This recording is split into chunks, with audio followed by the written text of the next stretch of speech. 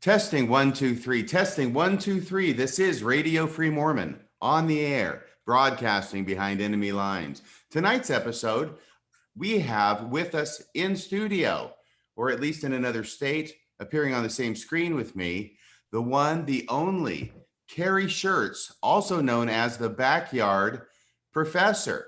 I'm not sure, people may know you better by the Backyard Professor than Kerry Shirts. Kerry, welcome on the show. Well, thank you, RFM. I'm really happy to be here. This will be a lot of fun, I think. Well, I just want to give folks a brief understanding of who you are in case they don't know.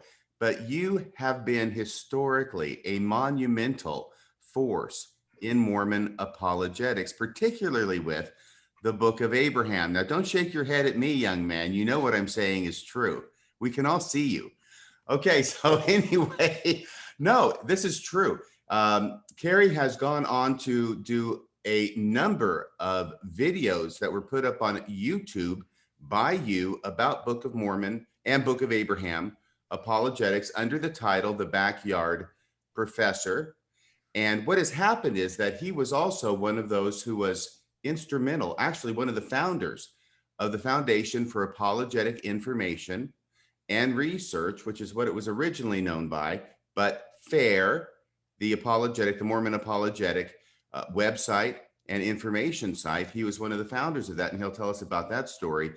And he will also tell us stories about people that he knows who are associated with FAIR and Mormon apologetics, people including Daniel C. Peterson, people including John Gee, people including Matt Roper, people including John Twetness, people including Russell McGregor. And some or all of these people you may know, but if you don't, by the end of this program, you will, through the stories that Kerry Shirts is going to tell us about those experiences. So having said, and what the other thing is that Kerry Shirts has gone from being a very ardent and passionate defender of Mormonism to becoming an atheist. That's fair to say, isn't it, Kerry? Yes and no, and I will clarify that. Yes. Typical atheist response. Yeah. You can't get a straight answer out of an atheist. No, because see, we truly are a lost breed, and we feel bad about this. I'm serious. All atheists out there in the world feel terrible about being so lost. However, we're working on it. So, you know. Well, let's start at the beginning, shall we? We won't go back to the premortal existence, okay? But I do want you to tell the audience a little bit about your upbringing, because I understand that you were born and raised a member of the LDS Church. Correct. Can you tell us a little bit about your youth, the things that you did as a youth, and what it is that ended up leading you to your passion for apologetics?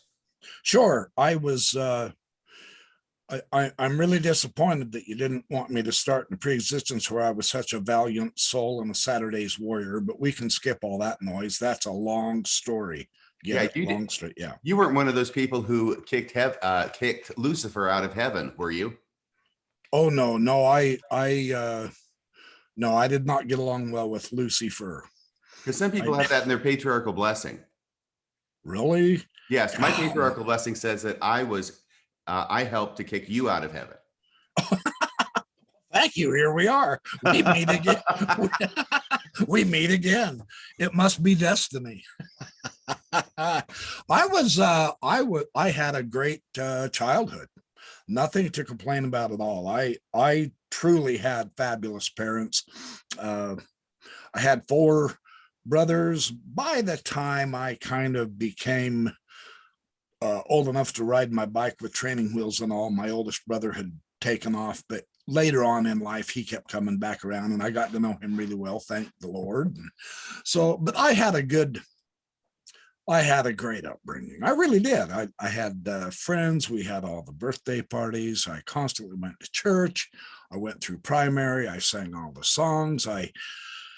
My kindergarten was an absolute ball, playing with all those toys with all my other friends, who eventually I found out none of them were Mormon, but I got along with them anyway. But where was this? When we were younger, it didn't matter. Where Idaho. In Idaho, but none of your friends were Mormon? That seems odd. It was, right? Yeah. I mean, Todd Thompson and Chucky Gilmore, who was killed just before I went on my mission in a plane wreck that just absolutely wiped me out. Him and Ronnie Kent, my two best friends. And that's what threw my little brother off into the deep end. And he psychologically couldn't handle it at all because we used to show him around a lot. And it was difficult for me too. But yeah, we did all the typical stuff. We played basketball and it was, chess, Monopoly, but chess came a little later. I'll just tell you one quick story about Chucky Gilmore and I. We used to have sleepovers, of course. We used to always sleep out in the backyard at night and look up at the stars and all that jazz. Had a great time learning how to ride tricycles, taking swimming lessons together, and just picnicking, going to the zoo, picking crab apples and having crab apple fights and helping our moms make crab apple pie. And we helped make homemade ice cream. And the difference between Chucky and I is he was polite and I wasn't. When he would come over to my house and sleep over in the morning, we had breakfast. We had the breakfast cereals, Captain Crunch and Cheerios and all that jazz. And he would have one bowl. When I was over to his house, I would never stop eating. There was one time, no kidding, man. One time his beloved mother actually came up to the table after I poured the third bowl and started putting the cereal away. I didn't realize it was rude, but yeah. Anyway, we had a great time. But was there an incident in the backyard when you were camping out? What's that? Was there an incident in the backyard when you were camping out one night? Yeah, we fell asleep. Oh, that's what you were leading up to. That's what that whole story was about.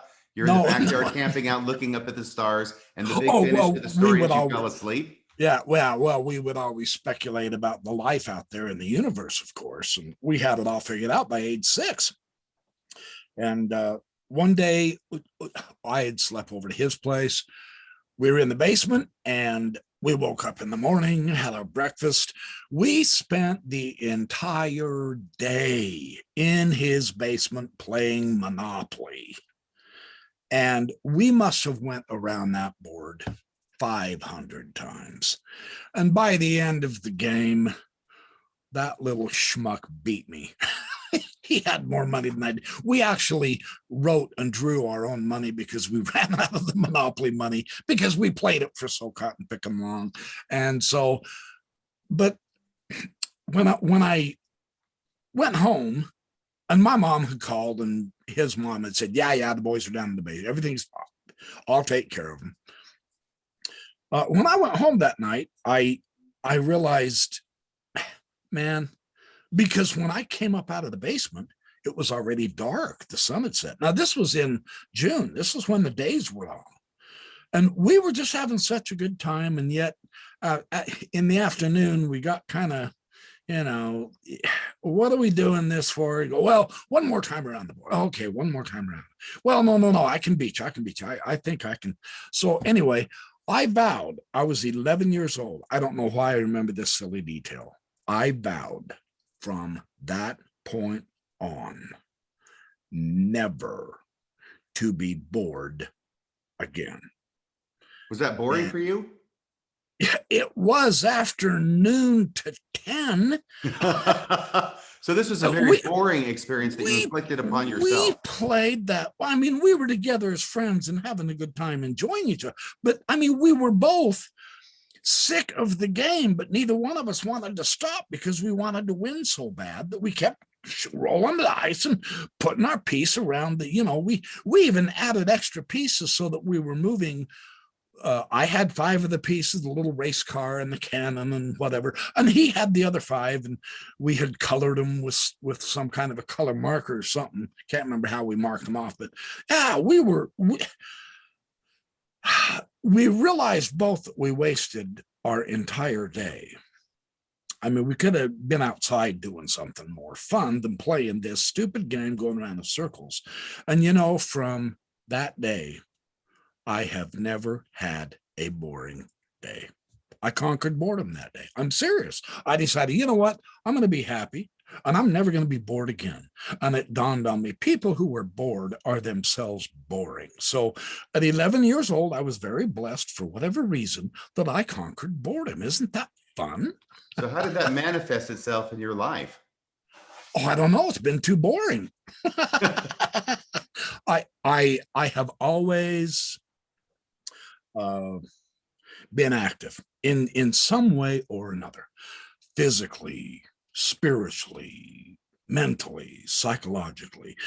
Here's the reason I ended up with the moniker, the backyard professor. Now, when this first came out, of course, there were a lot of people who really ridiculed me because they said, "Oh, you're a phony, you're cheating, you're not a backyard, you're not a professor, you don't have a PhD or a master's." And they were totally right. I didn't. But I wasn't trying to present an image of being a university PhD wielding professor.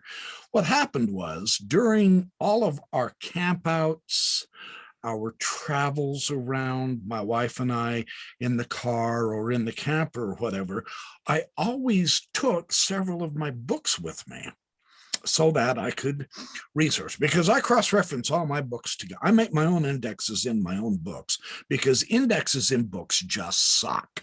Oh, can I say that word online? Yeah, you can say that word. Oh, okay, sorry. Yeah, no bleeping yet. So what I do, I took my books, and after we did fishing and hiking and all that jazz, my wife wanted to take a nap or relax or whatever, I would pull my books out and start studying and researching and cross-referencing. Now, these are what kind of books? Oh, they were religious books mostly. Mormon books? Yeah. I was heavily into, oh my gosh. Tell us. It's almost embarrassing, but I just basically worshiped Hugh Nibley and Farms. And I had all their stuff, and I read all their stuff truly dozens of times. I just about had Nibley memory. It was ridiculous. I was way overboard, but I was cross-referencing everything so that I could answer everybody's objection as a good apologist, right? Can we back up for just a second, Kerry? Oh, sure. We've skipped over a lot of stuff, and that's okay by me. We'll 3 go hours back for the interview, and I know you have so much to talk about. But I do want to ask you, what was the motivating force? I mean, I was an apologist too, back in the 1980s, which was my 20s. Okay. And I know about the farms and their reprints and all the papers they put out for the costs of basically just copying. They were made to be expensive. And John Welch did a great job of creating farms as a clearinghouse. Oh, he did. Yeah. For information where scholars and those interested in scholarship could find out and exchange information and learn about what other people had to say. I probably bought 75% of what they had advertised. The other 25% may not have interested me, but I got them, and I would 3-hole punch them, and I would put them in these big binders as far as all these papers.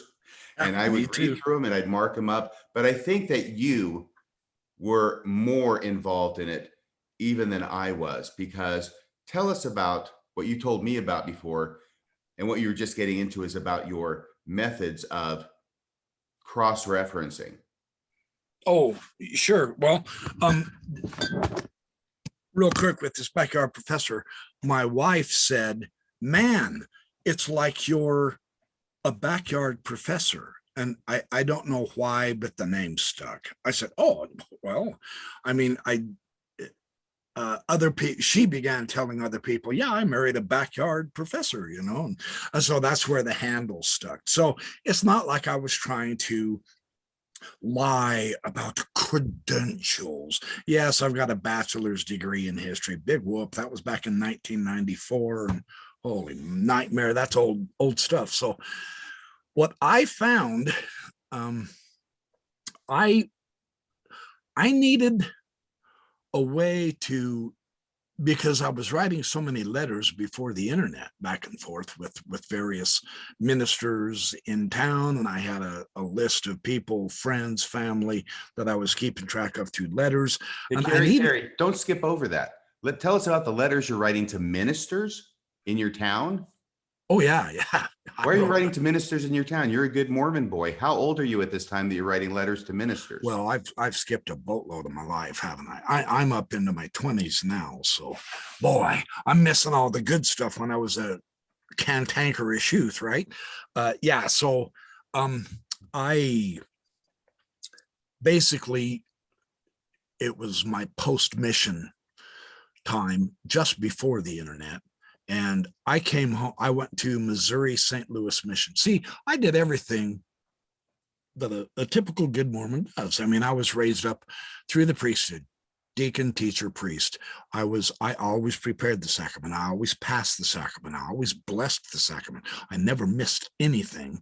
Um, and and then of course I memorized all the missionary discussions before I even got to the MTC, man. It's a good thing you got called English speaking.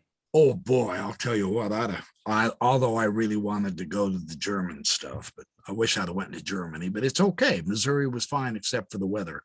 And that happened every day, unfortunately. So you memorized all the discussions. By the way, for those of us who aren't familiar with ancient history in Mormonism, back in the day, when you went on your mission and when I went on my mission, we actually had to memorize word for word all of the missionary discussions so we could present it in a way that was approved of by the church.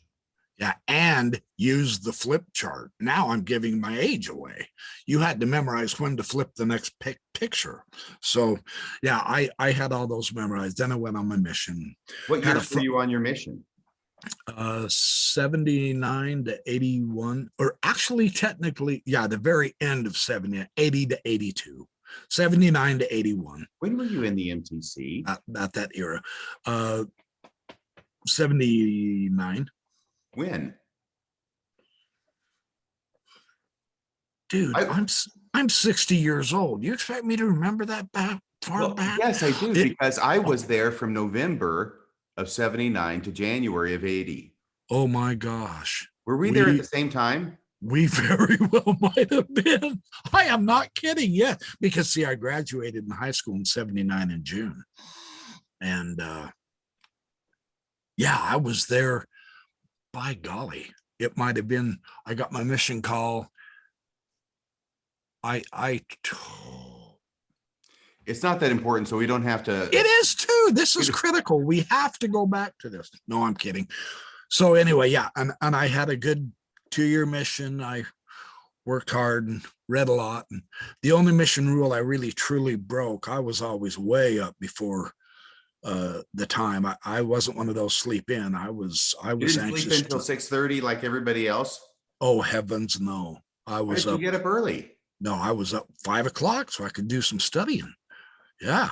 Okay, but that's not the only mission rule you broke, is it?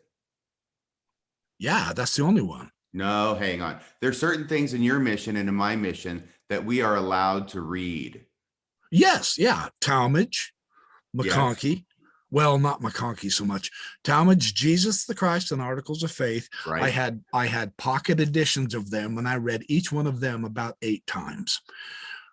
LeGrand Richards' Marvelous Work and Wonder, I read through that about 20 times. I basically memorized that book, and so on and so forth. But I had a real excited ward mission leader in my very first area, Jefferson City, Missouri, who was an aspiring scholar. And so he would take me over to the little bookcase that they had in their small ward meeting. There was probably 60 members in that ward, and typical, about 30 of them only ever showed up. So, but he would show me the new books and stuff. And that's where I found Nibley's Kimura. No, I found that one later in my mission. That's the one that changed me, though. But I found his the Myth Makers. Right. And I began reading through that. Now, of course, I wasn't familiar with all of the anti-Mormon literature and all, and his Myth Makers is him mocking and making fun of all the contradictions with the anti-Mormons, which I did not fathom much, but it was a fun book to read because it, strengthened my faith and yada, yada, yada, but I didn't grasp it. So, right. But you're talking about the Hurlbut affidavits that were gathered early on in Mormon history, Correct. Yeah. And I was not aware of any of that in church history because, of course, they didn't teach us that in Sunday school and seminary. I wasn't either when I read it, and I got it as it was an out of print, but I got it at a church bookstore somehow and paid the price for it because it was out of print, and I read through it. And so much of what I learned early on from Nibley and others are responses to arguments that I'm not even aware what the arguments are. Yes.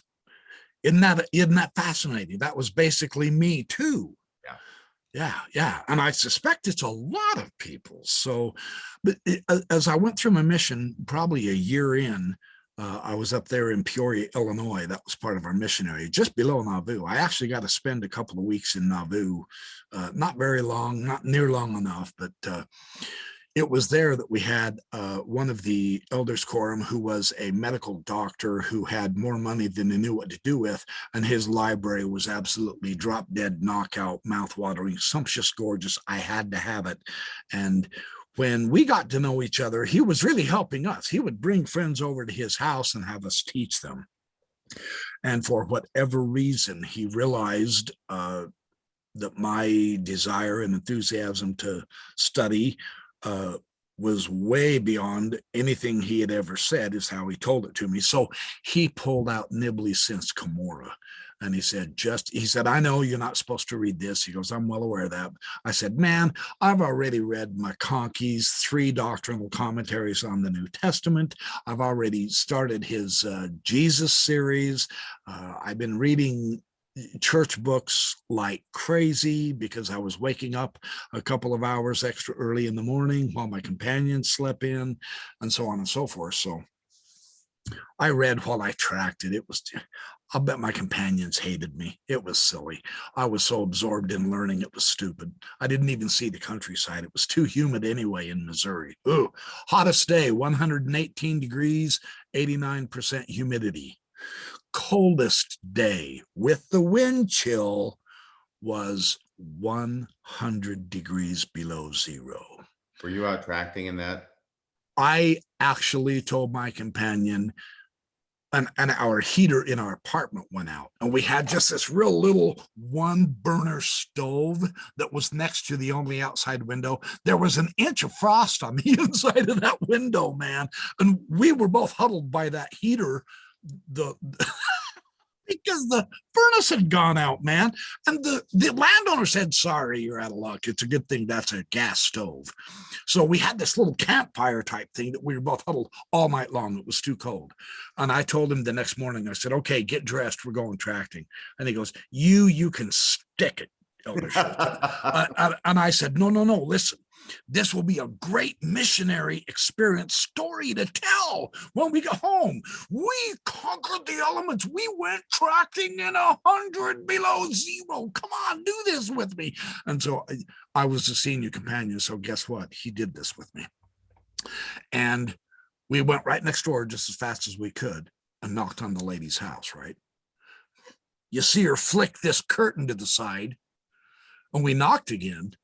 And she hurried up and opened the door, grabbed us both, pulled us in there. She said, you get your scrawny little butts in here, and slammed the door. And we said, hello, ma'am, we're missionaries. And she said, I know who you are. She said, this is not funny. This is not cute. You do not need to be out there. I don't want to listen to a thing you have to say. You get your butts back in your apartment.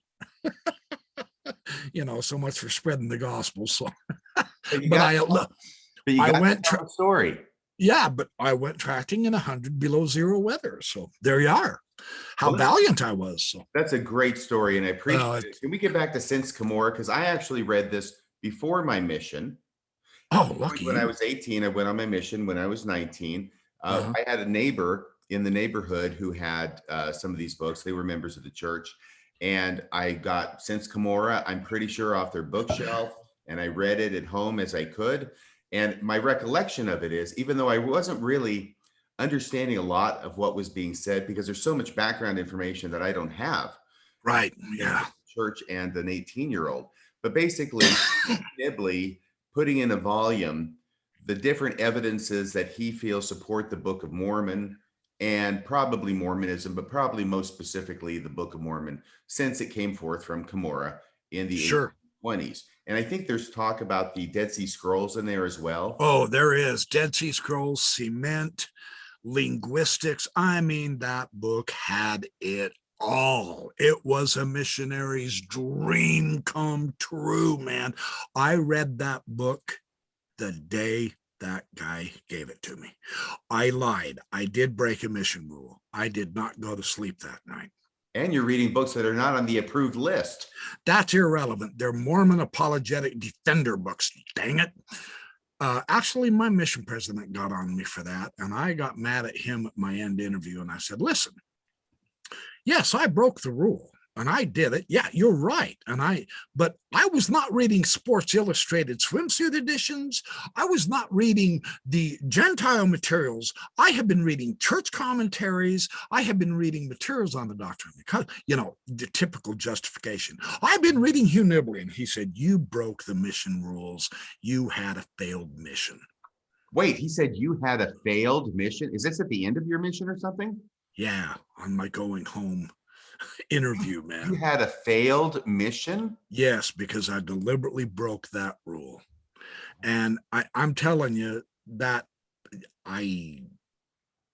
yeah. How did that make you feel?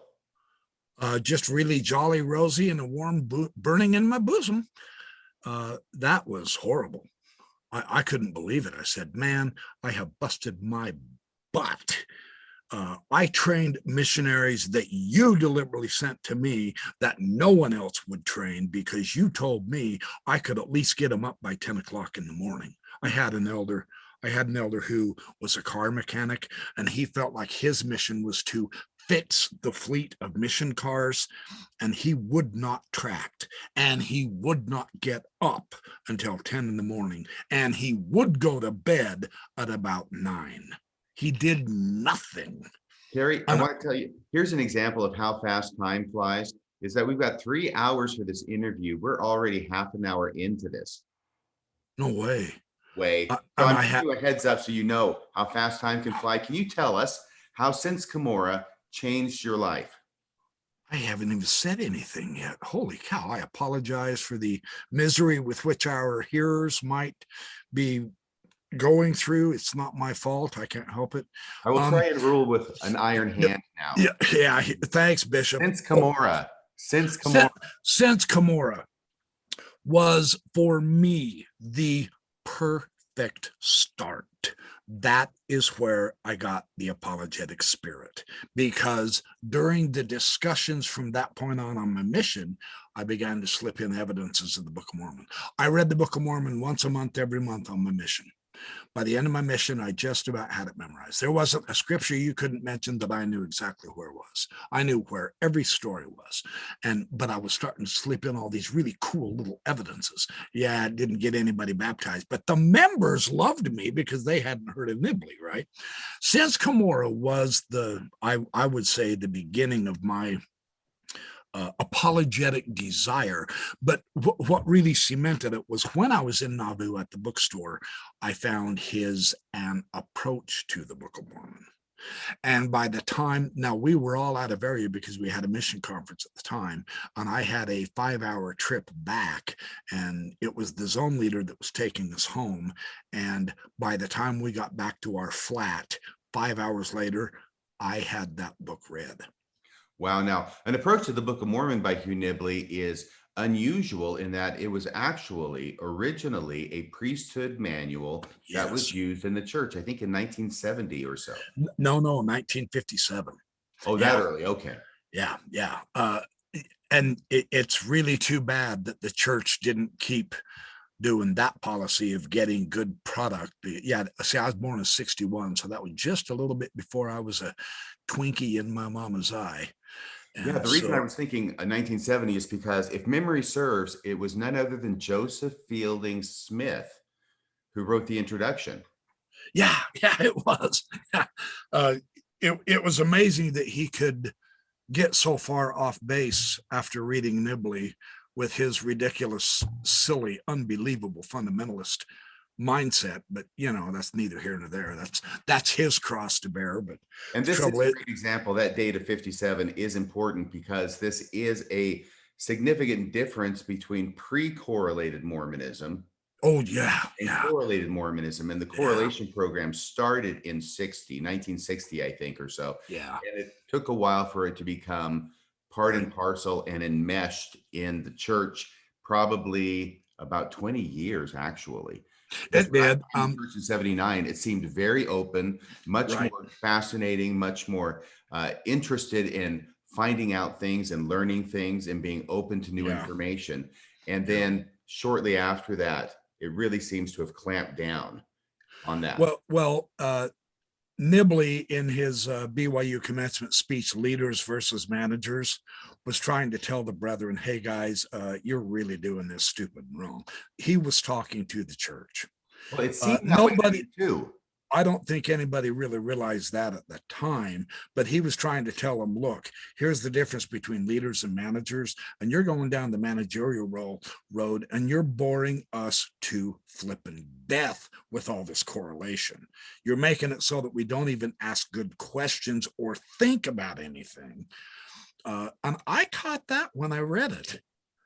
I did not, I will tell you, but later Yeah. on, I started understanding his audience. That was one of his critiques of Mormonism that he got away with because he was so careful not to name names, Boyd K. Packer. Sorry. And so he got away with it. But yeah, Kerry, will you do this for me? And I'm sorry, I don't mean to interrupt. This is part nope. of the Iron Hand. Going from Since Camor, will you follow the apologetic thread in your life? Sure. Yeah. I've gone through my mission and my seminary and all that, haven't I? That's typical stuff. So sure. So I came home. What I did when I read An Approach to the Book of Mormon on my mission, I told the Lord, please give me a chance to find everything this man has published, and I will preach it to the housetops. Please give me, because in his footnotes, he's referencing several of his improvement era articles, the Stick of Joseph, Stick of Judah, the baptism for the dead in ancient times, right? And you're looking at his footnotes, you go, oh my gosh, look at how much this guy has written. This isn't the only 2 books he's written. And then the message of the Joseph Smith Papyri came to me on my mission too. And I read through it once and was completely flabbergasted. I said, oh my gosh, there's more depth to this guy than I can possibly imagine. Little did I know that was just the tip of the iceberg on the papyri, right? So that one came out in 73, I think. Yeah, I put that aside. This is my fix for getting the publication date of An Approach to the Book of Mormon wrong. Oh, no, yeah, there you go. Yeah, it's not a big deal. It's just a mere detail. You're whitewashing history, you jerk. Anyway, so I put that aside. It was way too deep. I'm a 20-year-old missionary. Nobody read the message of the Joseph Smith Papyri. So let me tell you, it was too deep for me when I tried to read it when I was in my 40s, I think. Yeah, well, it was too deep for me the first 6 times through, but I kept wading through it, getting a little bit more. So I got home. I had a wonderful revelation of the girl I was going to marry 4 months later because I was so spiritual, that I went ahead and got married. I went and told her that the Lord has revealed to me that I am to marry you. And of course she scoffed. And then I hung out so long that she finally had to say yes, because that was the only way to get rid of me for a couple of months while I gave her some air, right? So we ended up getting married, and we were both too young. We were both too immature. We couldn't handle it. We really did not know each other. And we ended up being divorced about 4.5 years later. And I'm happy to take my share of the blame for that. But it was also her. And that's, I don't need to get into the gory details. The thing that really hurt but has now been reconciled is she kept the children from me. I tried everything I could to do to maintain the child support, and we did not end up being friends, which is too bad, but now we're okay, I guess. We say hi to each other if and when we ever see each other, but I didn't see my kids for years. Later on, she tried to get me to release my legal obligation over my children, and she would drop the child support, and I told her to stick it, and I kept paying the child support. I paid every cotton picking penny, and yet I still didn't get to see him. I went to court. I lost because I was behind on child support by $10,000. I was a poor, starving artist at that time. Long story short, me and my children are reconciled now. I get to see my grandkids. It's a great time. I'm blessed with two really fabulous children. My daughter is a worldwide award-winning author of fantasy. She's very good. My son is a very successful construction worker. So their dad is still struggling to try to become somebody, and I'll always remain a nobody. However, Hey, their I dad's am. a backyard professor. There's only two Oh, kids in the world who can say that. oh, okay. Yeah. Don't Let me swallow ask you a my. question, Kerry. You had a revelation from God to marry this woman. It Yeah. blows up in 4.5 years with all the pain and difficulties that you've talked about with the kids and the Oh, and the bishop took her side too. and all these things. So, what did you do with that? Did that even make a dent in your testimony at the time or raise a question? Why did God give me a revelation for something that turned out so awful? I felt so guilty of failure that I told God, I'm going to prove to the world your church is still true. And that's when I started writing all the ministers in town and Kerry, can having you them hang on a correspond. second? Why did Sure. you, are you saying you felt guilty for the marriage not working? Yeah, I failed. It's an eternal marriage, man. And now I'm going through a divorce. And the bishop and state president is taking her side, not mine. When uh, I married a mama's girl, she was constantly with her mom. And later on, we all found out why she had psychology problems. I'm not going to get into that. That's not fair to her, but it's worked out now. But yeah, I was feeling tremendously guilty. Oh my gosh, I no longer fit in the church. I became inactive for quite a while. And then I decided I'm going to prove that this church is true. I've got Hugh Nibley, man. So that's when I began writing all the ministers and telling them, and I held a correspondence with people. And Can I just I make joined. a comment first here, Kerry? Because I want to hear about this. This is very interesting to me because it sounds like this is the basis for your passion, your longstanding passion as being an apologist. But it is not uncommon for someone to feel they've got a revelation from God to do something, it blows up.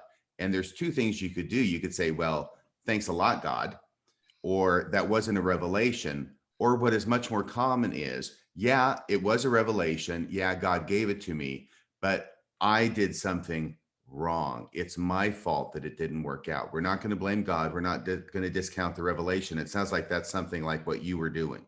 The second path, yes.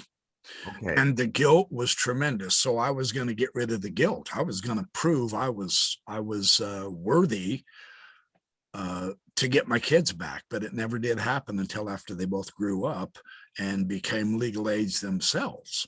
So all those years, I carried that kind of guilt with me. Well, tell us about how it is that, and the things that you did getting into the letters to expiate this guilt of yours. By defending God and the church and the Tell us about brethren it. Tell us. and the scriptures. So, I mean, I have a trial of my faith. I'm going to demonstrate I'm faithful. And yeah, at this point in time, really, truly, I was also making up for the fact that I was not nearly as active, and I wasn't, but I still struggled to go to church.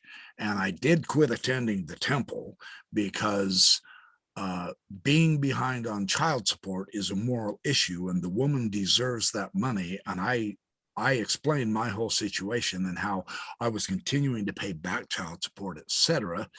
And so I basically was going inactive all the while trying to remain a defender. I wanted to prove my spiritual worth. What kind Right. of things did you do to prove your spiritual worth as a defender of the faith?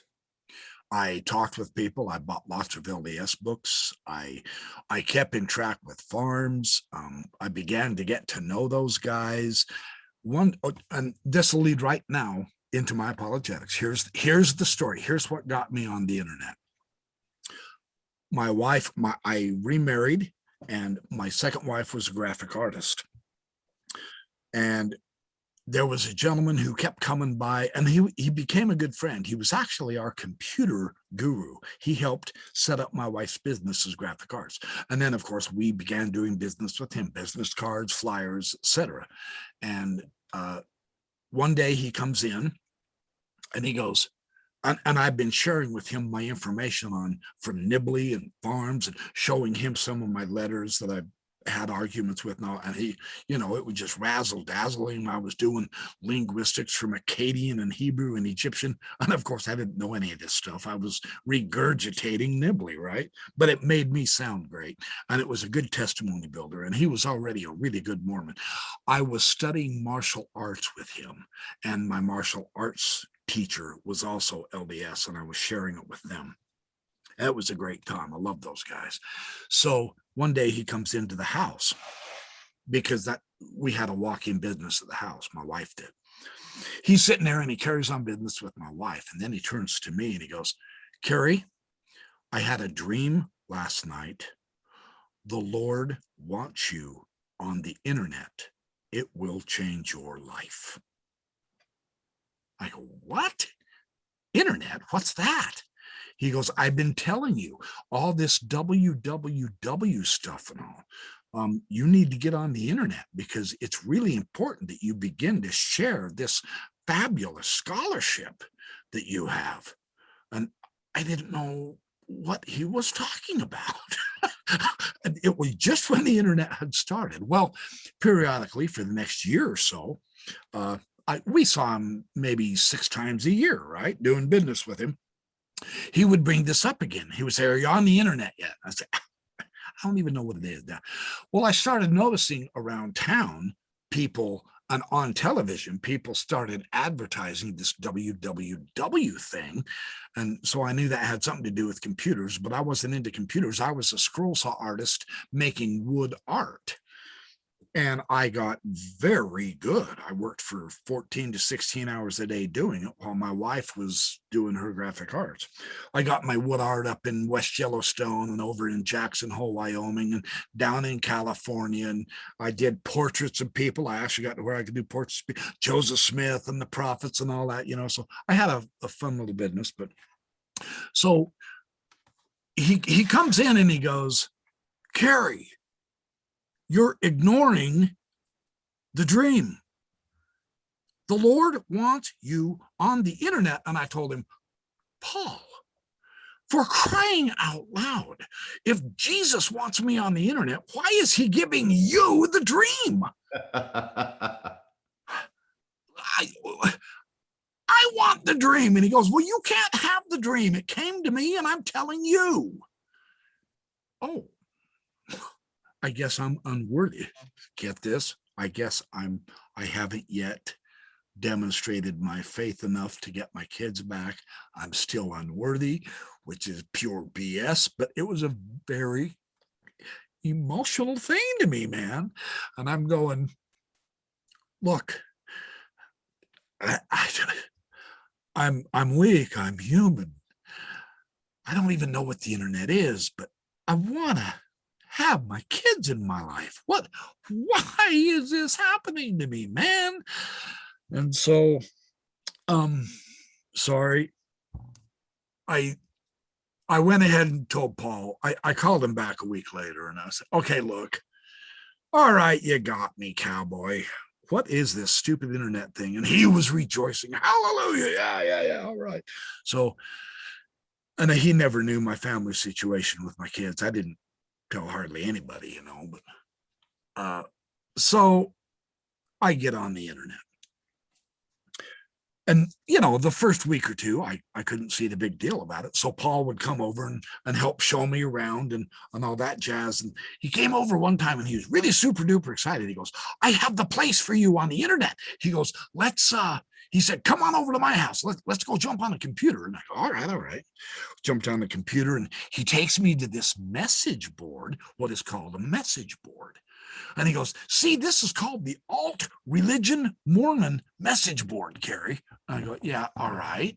And he goes, dude, instead of writing a single letter to a minister, you can write the information here and post it on the message board, and hundreds of thousands of people are going to read your scholarship. And I go, what? Hundreds of thousands? How can I? It's just a screen. So I still didn't understand, right? New technology. So he sits down and says, doggone it, Shirts, listen to me and I'll explain this to you. Once it clicked what the internet was, I was there. I started posting on the Alt Religion Mormon message board. And there are some, we're on the Dr. Shade's message board, right? By the way, any of you listeners who are still here with us, which will be miraculous, all two of you, the two who've remained this long, you guys need to go to the Dr. Shade's message board. This guy has a great message board, no censorship. You got different sections. So anyway, yes, you're welcome, Dr. Shades. That's my plug. And if I can also add, it's called discussmormonism.com. Yes, correct. Yeah, you're right. I call it Dr. Shades, but it is called discussmormonism.com. Is this happening around 1990? What's that? Is this happening around 1990 when now you're starting to realize the... It was 1980. Yeah, it was 1988, about then. Okay. Well, I started posting hundreds. And I know this is ridiculous, but hundreds of posts a day on this stupid message board. And you're doing the opening post? What's that? You're doing the opening post, hundreds of opening posts? Yeah. I'm sharing the good news of Mormonism and why it's so authentic and true. And refute Hugh Nibley, I double dog dare you. I can refute any argument you want, bring it on. And so, of course, people started bringing it on. And when I was at Rick's, I forgot to tell you, sorry, I jumped ahead. I went to Rick's College 2 years during my marriage, got my associates, and it was just general studies. While I was at Rick's, I found the improvement era in the open stacks. It was not in the special collections, it was in the open stacks. So I went to the index of the improvement era and looked up, guess who? Not Joseph Fielding Smith. And I started finding Hugh Nibley's articles that I had read in Poster Book of Mormon. So I worked in the library to help pay for my tuition and stuff like that. Forget that. I took all that money and photocopied every article of Hugh Nibley I could. And of course, the Improvement Era articles led me to the BYU studies. And of course, BYU studies led me to the Sunstone. And the Sunstone led me to the Dialogue. Well, back then, it was all in the open shelves. I had free act. I photocopied everything and I read it all. This is when I began to get the foundation for grasping the background to the message of the Joseph Smith Papyri. Okay, so now all that said, it was all of that noise, all of the Hugh Nibley stuff. And one of the things that really impressed Paul was when I shared Nibley's Baptism for the Dead in Ancient Times. It blew my mind. It was just fantastic. It was awesome. So, okay, now fast forward back to where I am on the internet for the first time. I have hundreds. I have a pile. 2 to 3 foot pile, I'm not joking, of Nibley's materials. And several other, and the farms had been gotten go. They started about 1981.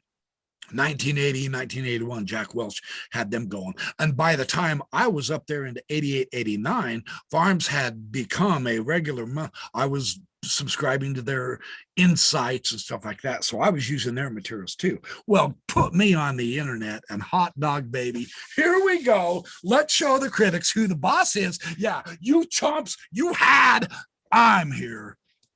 Pure arrogance, right? It's almost embarrassing. embarrassing at this point how ridiculously combative I was. I was out there, nobody's going to make fun of my religion, I'll show you, and just wiping them out in my mind, right? Now, and if he does bother to listen to my waste of time here, I'm going to ask a couple of people on the Mormon Discussions news group. I do believe we have a couple of those regular posters who were with me on Alt Religion Mormon arguing against me. I do believe there are. I'm not quite sure which one, but I'll ask them, or else they'll tell me.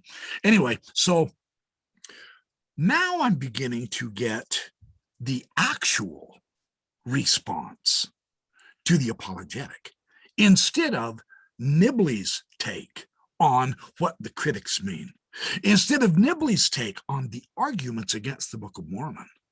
And this is why I really enjoyed having the expanded Farms materials, because they had realistically discovered the same thing. Nibley was a voice. He was a voice, but he was only one perspective, a very powerful one. But Farms had started finding other stuff, other ways to show the authenticity of the scripture that nobody else had, including Nibley.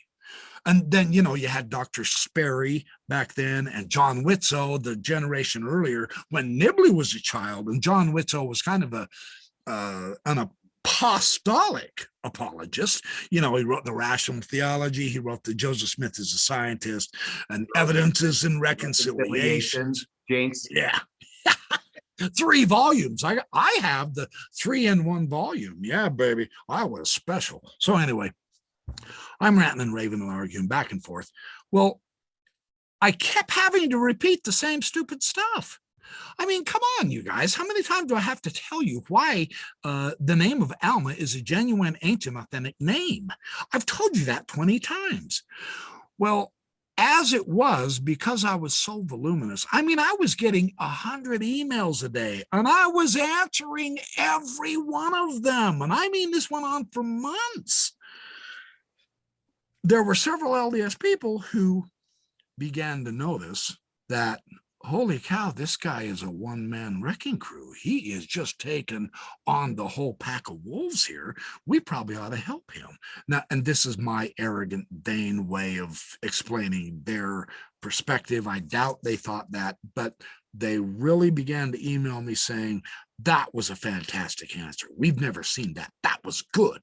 So would you mind if I reuse that argument? Because I also have people, we've noticed you're complaining that people keep repeating the same question. So do we. We get that same thing too, but your answers are the best answers we've had. May we use them? I said, well, of course, this is for Jesus. This is for the Book of Mormon. This is for the church. Of course you can reuse them. Well, we actually got together. We formed an email group and kind of talked behind the scenes of, okay, so-and-so is saying this, what evidence do you have? And they said, well, why don't I look in this source, you look in that source, and then the other person would say, and I'll look into the conference reports, the general conference. So we began to pool our resources and then spit out answers. What I failed to realize is I wasn't always talking to the same people on the internet, right? I mean, the internet had tens of thousands of people. So when new people would come on, they would ask the obvious question that had already been asked 100 times. And I was thinking they were just messing with me, but it was new people. Well, when that dawned on me, and it dawned on us, 4 of us, Daryl Barksdale, Julianne Reynolds, Scott Gordon, and Kerry Shirts, formed FAIR, the Foundation for Apologetic Information and Research. I was one of the founding fathers of it. What they all said at that point, they asked, do you want to be the president? I said, oh, heavens, no. No, I love to research and write and read. I don't want to sit at a desk doing administrative tasks. I had all the wrong imagery in my mind. No, I want to be on the front lines. I'm the warrior, so to speak, So I became the director of research. First Daryl Barksdale became the president, and Julianne Reynolds was more or less the secretary, but she was good. She had a master's in something or other, and she was very good with the Gnostics and with the Greek materials and the New Testament, man. And so I was always asking her, I said, I haven't studied that. I'm really into the Book of Mormon right now because the Nibbly. She goes, oh, I know, you're doing great, keep going. But she knew some of the actual biblical scholars with the Gnostic stuff. So she was always fun to talk to. And Daryl, Daryl was a phenomenal cartoonist. He was a national syndicated cartoonist. He had a wicked sense of sarcasm and humor that just jived with me. I said, yeah, baby, we're going to rock and roll. We are going to kick some rump, mama. Here we come, critics. And so we started FAIR. And Scott Gordon was a very excellent administrator.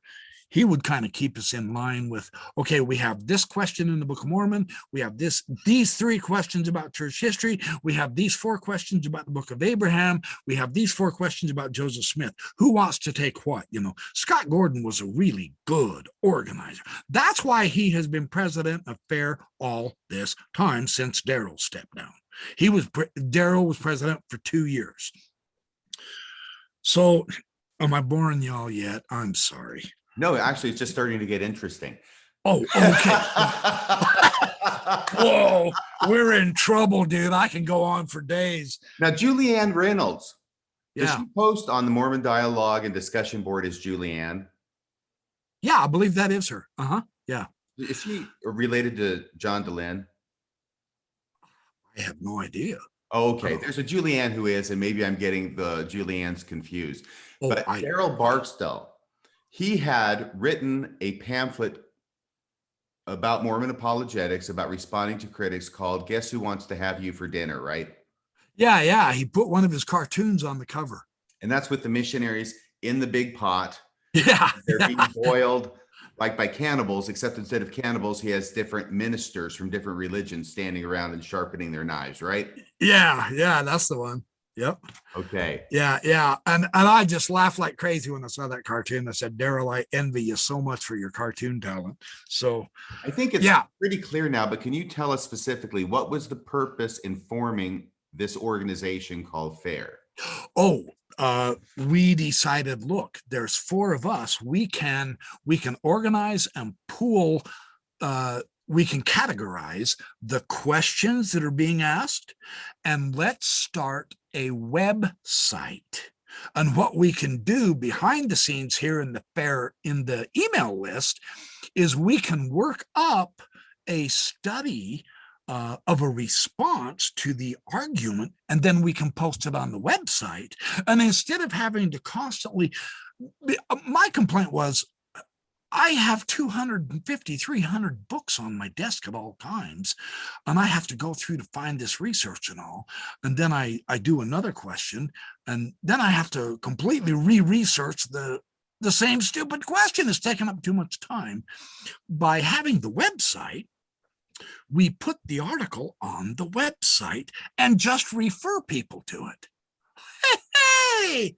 We're talking genius here. Now, this is the original days of the internet, nowadays. Pardon? What year was this?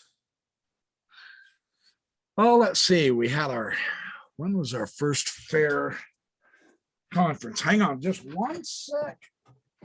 Okay, I'm sorry, we've lost Kerry. Here it is. Sorry, I still have the original Journal of FairMormon Apologetics, baby. We had our first. This is volume 1. This is a classic, except I've written all over in it. Oh my. 1999. Okay, so we worked the internet for quite a while, and we were publishing materials for the website and all that jazz. And we got talking about, hey, we need to have a conference, because we were seeing farms do some of their stuff. Now farms was getting big and they were getting popular, and we were so envious of their skill and talent and knowledge because they had the PhDs and the master's degrees. We were a bunch of punk nobodies, but we were enthusiastic online. Yeah, we can do this stuff too, just not as scholarly, right? So we are the riffraff. We are the John Q. Public. They are the scholars. So as time went on, we decided let's do a conference and let's get all of the farm scholars to come to our conference and our own people. Now, at this time, it was after this conference. We had the conference. It was, in my opinion, a huge success at that time for our first one. This is the write-up on it. At this conference, I was so gung-ho enthusiastic. I've got to tell you this story. This is where I became friends with John Twetnos. The man had a heart of gold. He was awesome. He told the scholar, and he told me, he said this. He told me later on that he told him this, and I guess that's why Farms kind of got to know who I was a little bit. John told him, don't underestimate this Kerry Shirts guy. He really has a gift. And I mean, John's dead now, but thanks, John. That was very kind of you. It was not true, but it was very kind. So I gave my paper, and I've got it in here. It's called The Archaeology of God at the first fair conference, right? And this is where I met, what's his nose? Oh man, I hope he doesn't get mad at me for calling him that. Kevin Barney. Yeah, Kevin Barney. And he has great knowledge with biblical Hebrew. And now he's expanded into biblical Greek, and he done a little bit of German. But Barney is just, I mean, he is a cut above the rest. This guy is so good. I love Kevin Barney. So I gave him a talk on the archaeology of God. I spent 1 year on this stupid paper because we knew a year in advance we were going to, and I said, okay, this is my first conference. I want to make this little baby count. I want to really make a big splash in the world. Watch out, here I come, baby. And I had 690 footnotes. It's ridiculous paper. And I showed all of the archaeological discoveries, the inscriptions, the ancient texts, the Dead Sea Scrolls, I showed how all of the ancient inscriptions and stuff demonstrated that the Mormon idea of God was more valid archaeologically than the Christian idea that God is just a spirit without a body. And now, I'm not kidding. There are archaeological texts. Mark Smith, one of the great biblical scholars, anybody who's studied the Bible knows I'm not buffaloing here. Mark Smith, you guys. And Frank Moore Cross, he's another one. I'm trying to think of who else. I've got their books around here somewhere. Not so much Joseph Fitzmyer, but Mark Smith is the man. Mark D. Smith.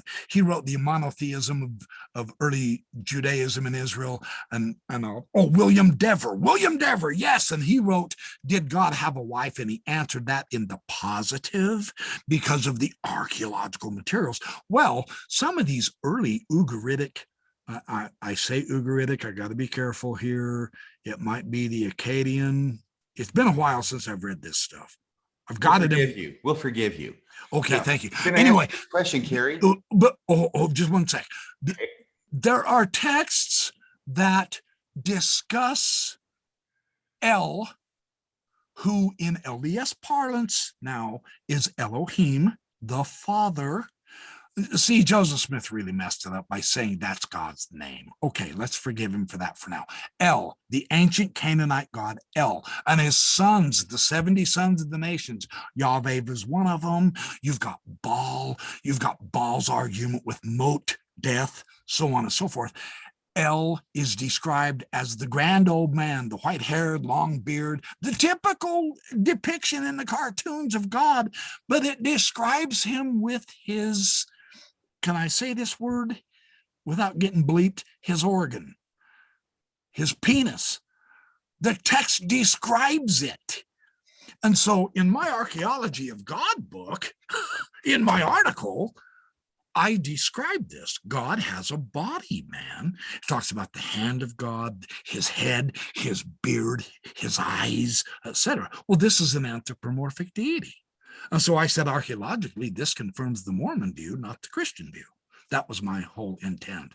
I read this whole stupid paper, dude. Now, I'm not kidding. I'm going along thinking I'm having a blast.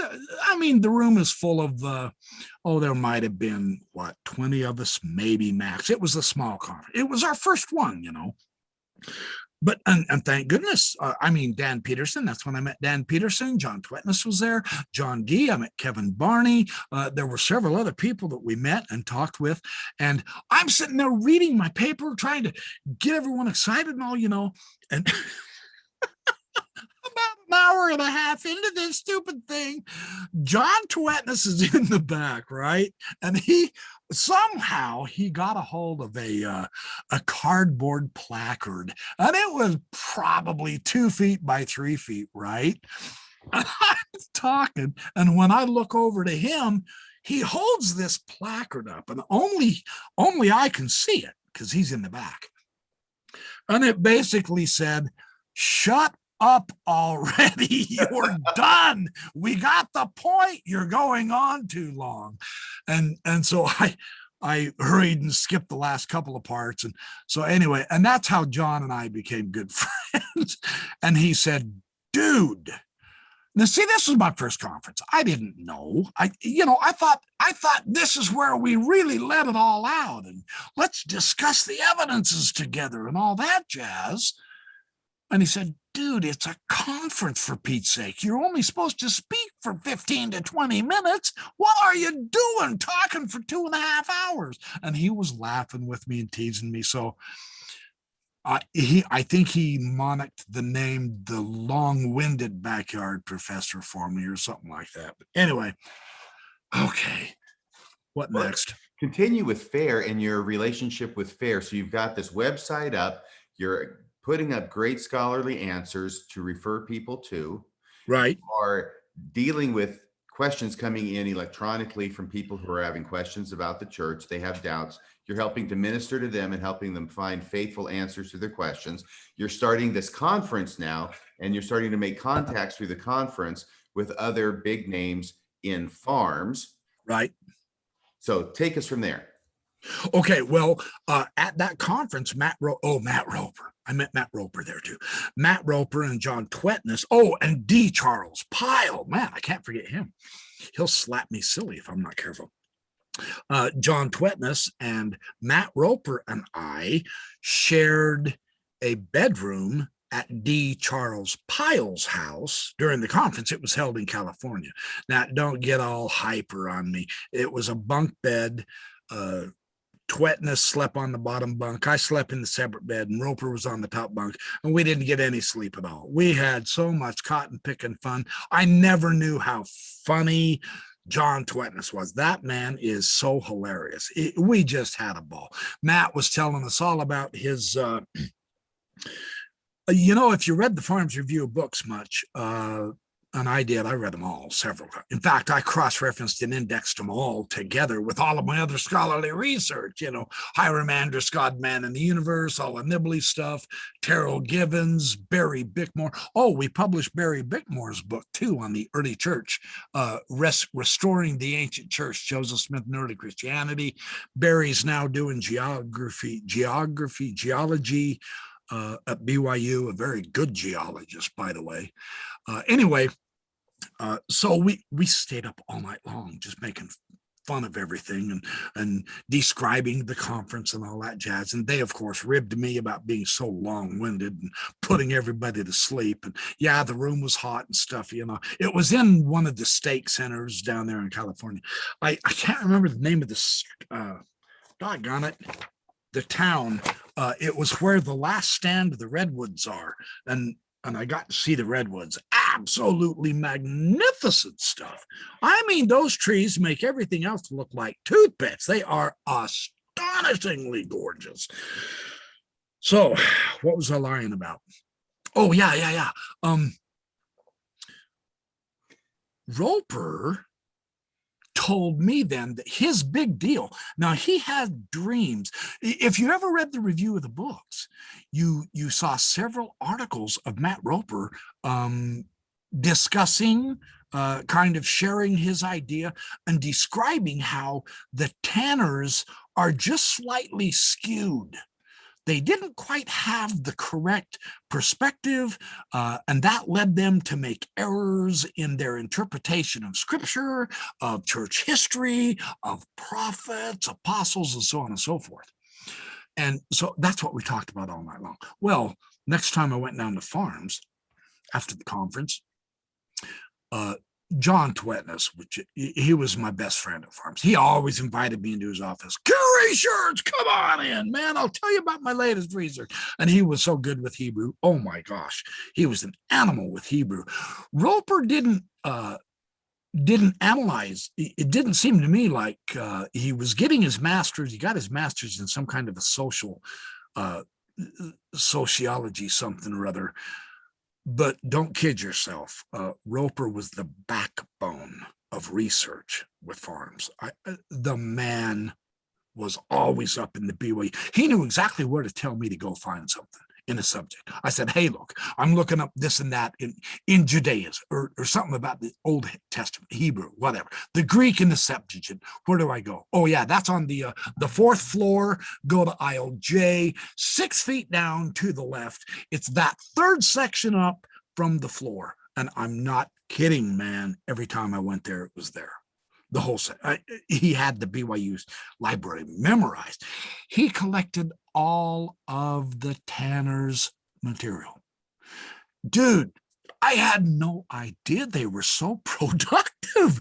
I mean, the stack is 2.5 feet to 3 feet tall, and there's 10 stacks of it, man. Gerald Tanner was an animal.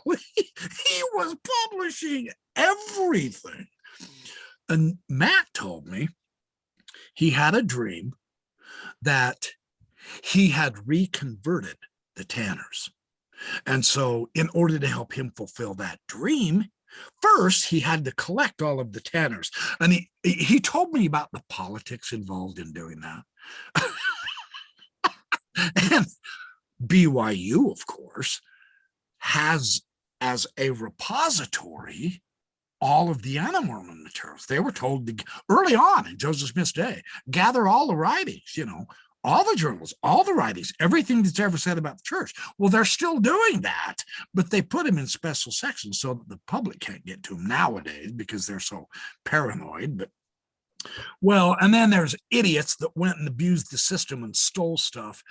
And I think the Tanners were partly guilty of that as well in some cases, especially with the papyri. But so, but Roper gathered all this stuff and he was writing on it. And he said he dreamed he reconverted them.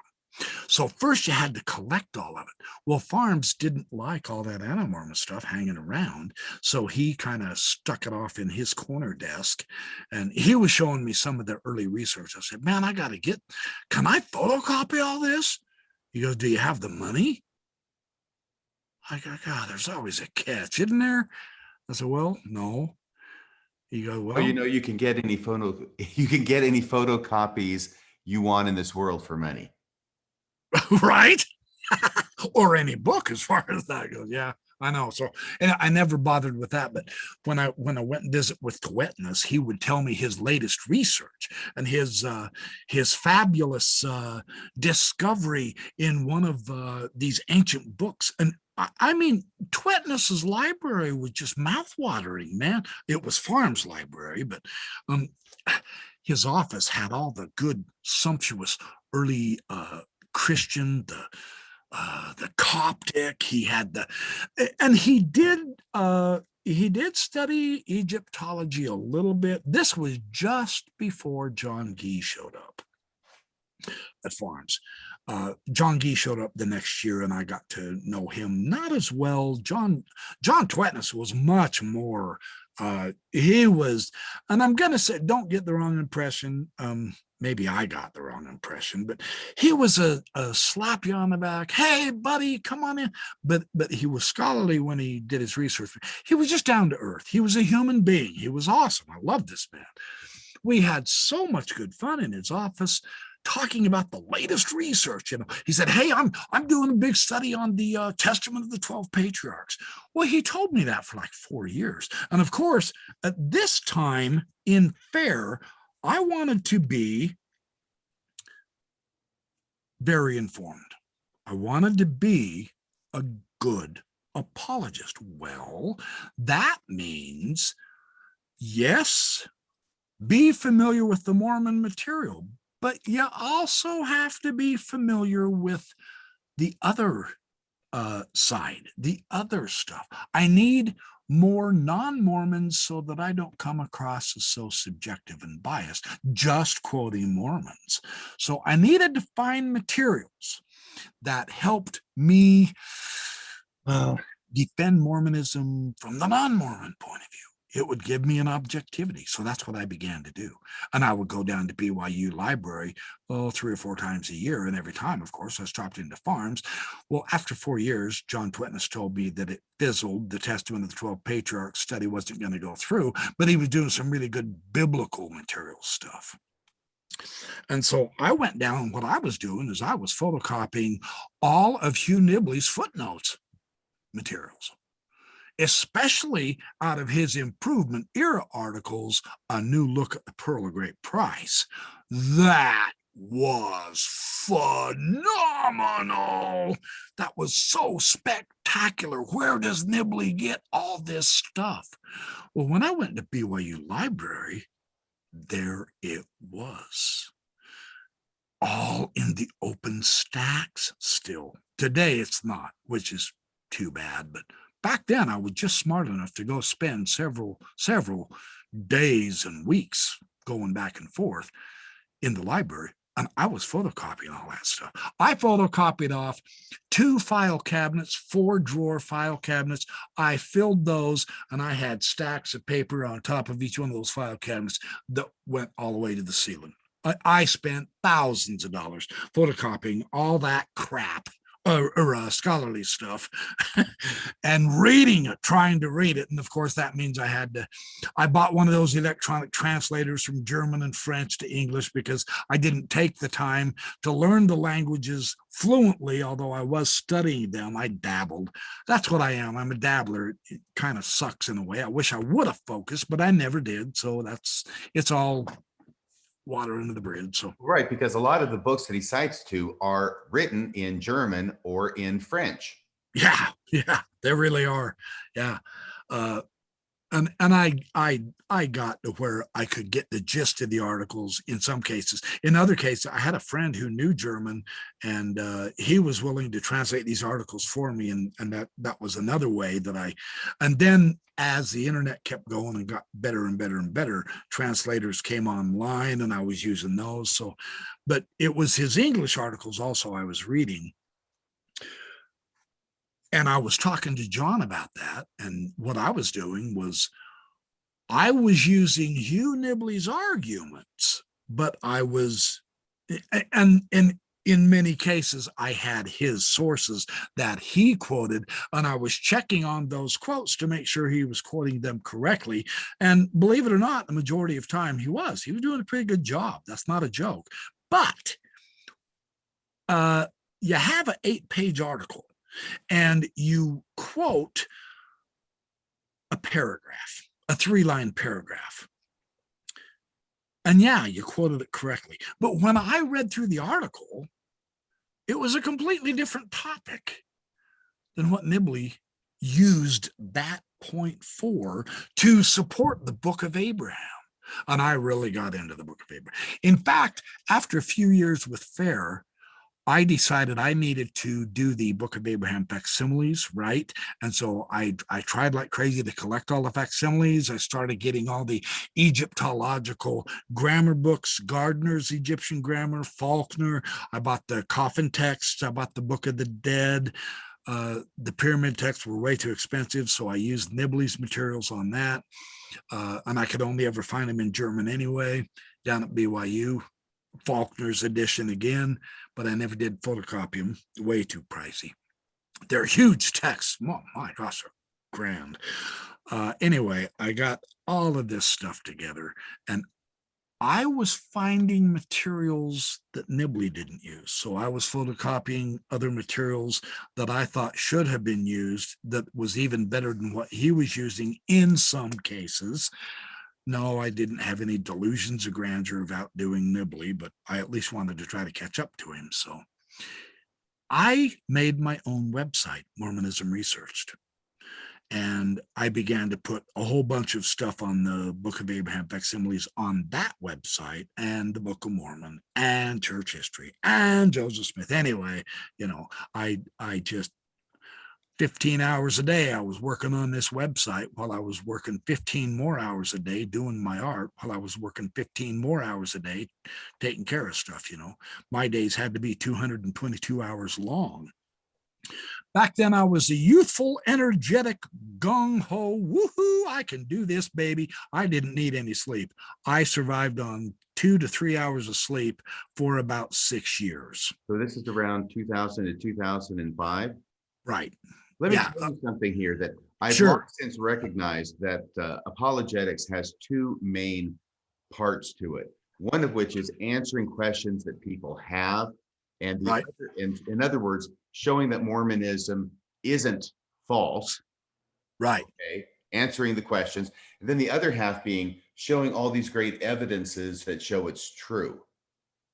Okay. Yeah, that's fair. Yeah. And it sounds to me like you're doing that with the FAIR website. You're answering the questions that people have. Right. You have this passion, especially about the Book of Abraham and showing all the Egyptological evidence that shows it's true. So you started a separate webpage, and that was called Mormonism Research. Mormonism Researched, and I did it to mock the Tanners, because they had, or no, not the Tanners, Walter Martin, because he had a, I can't remember the name of his website, but he had a website where he talked about something research, or something with Mormonism refuted through research or something. So I made mine Mormonism Researched and began directly taking on the Mormons. And I had actually gone onto your website at some point in the past and was overwhelmed. I remember seeing a couple of baboons with solar discs. Right. Yeah, like, I was. And you were making some comment about it. I can't remember what your comment was, but I remember I was impressed by it enough to remember the monkeys. Yeah, the monkeys and the moon, and yeah, that was some fun stuff. Oh, the good old days. Doing all this stuff. You are now spending more time than you have per day doing all of this. And where does this lead you? Oh, sleep was a complete waste of time. Why on earth did the Lord make us this way? That was stupid. That was just stupid. Why can't I just be awake 24/7? I have work to do. I have God to prove, dang it. Come on, man.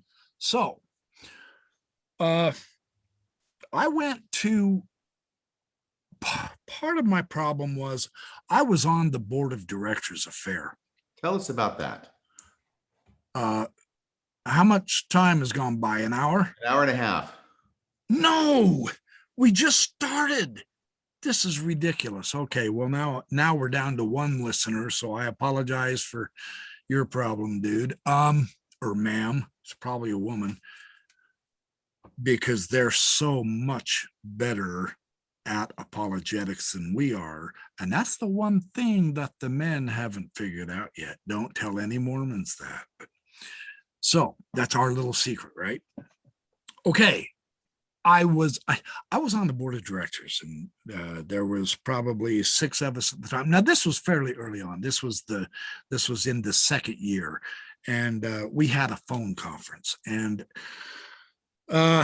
unfortunately, it came out that the funds of FAIR were being misappropriated, and I was furious. Someone had bought tires for their car with the funds, and they had to buy a new camera, and I mean, we were on a shoestring budget, for crying out loud, and here we are trying to defend the truth, teach the truth, and fund. I'm not going to say who, but funds were. Huh? You want me to say who? If you want to take that responsibility. Well, yeah, it was the president, Scott Gordon, right? No, it was the president, Daryl Barksdale. Oh, I'm sorry. Well, I had it wrong. It was the president, but it was Scott Barksdale. Yeah, Daryl Barksdale. Daryl Barksdale was only president for the first 2 years, and then I, we were on a phone conference with all of the board of directors. There were like 6 or 7 of us, and I just came unglued. I said, "What in tarnet? Why?" I mean, that is just, man. That will ruin us. What the heck, man? No, no, no, no. And I was so mad. I said, I don't even want to be on the board of directors. I'm going to step down right now. I said, this is not the direction I want to go. Man, we started as a separate independent organization from the church, and we have to stand up hard, solid, and tall and be perfect, more or less, because we've got the world watching. We've made enough noise on the internet. Now everybody's starting to come to us. And now this is happening. And I don't want to go through legal ramifications. I don't want to have to go through court. This is all wrong. This is not what I envisioned. I want to research, write, and defend. I'm stepping down. And so did 2 others. I mean, it just about blew Fair apart. The 2 others were Julianne. I can't remember the name of the one guy. He was having health issues, and I can't remember if it was Julianne that stepped down or not.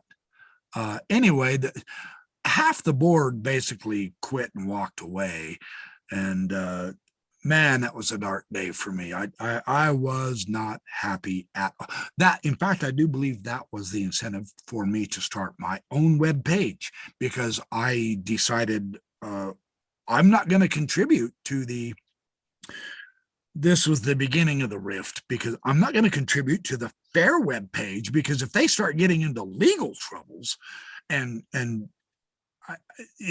they're shut down, then my research is lost. So I do believe that is what caused me to start my own web page.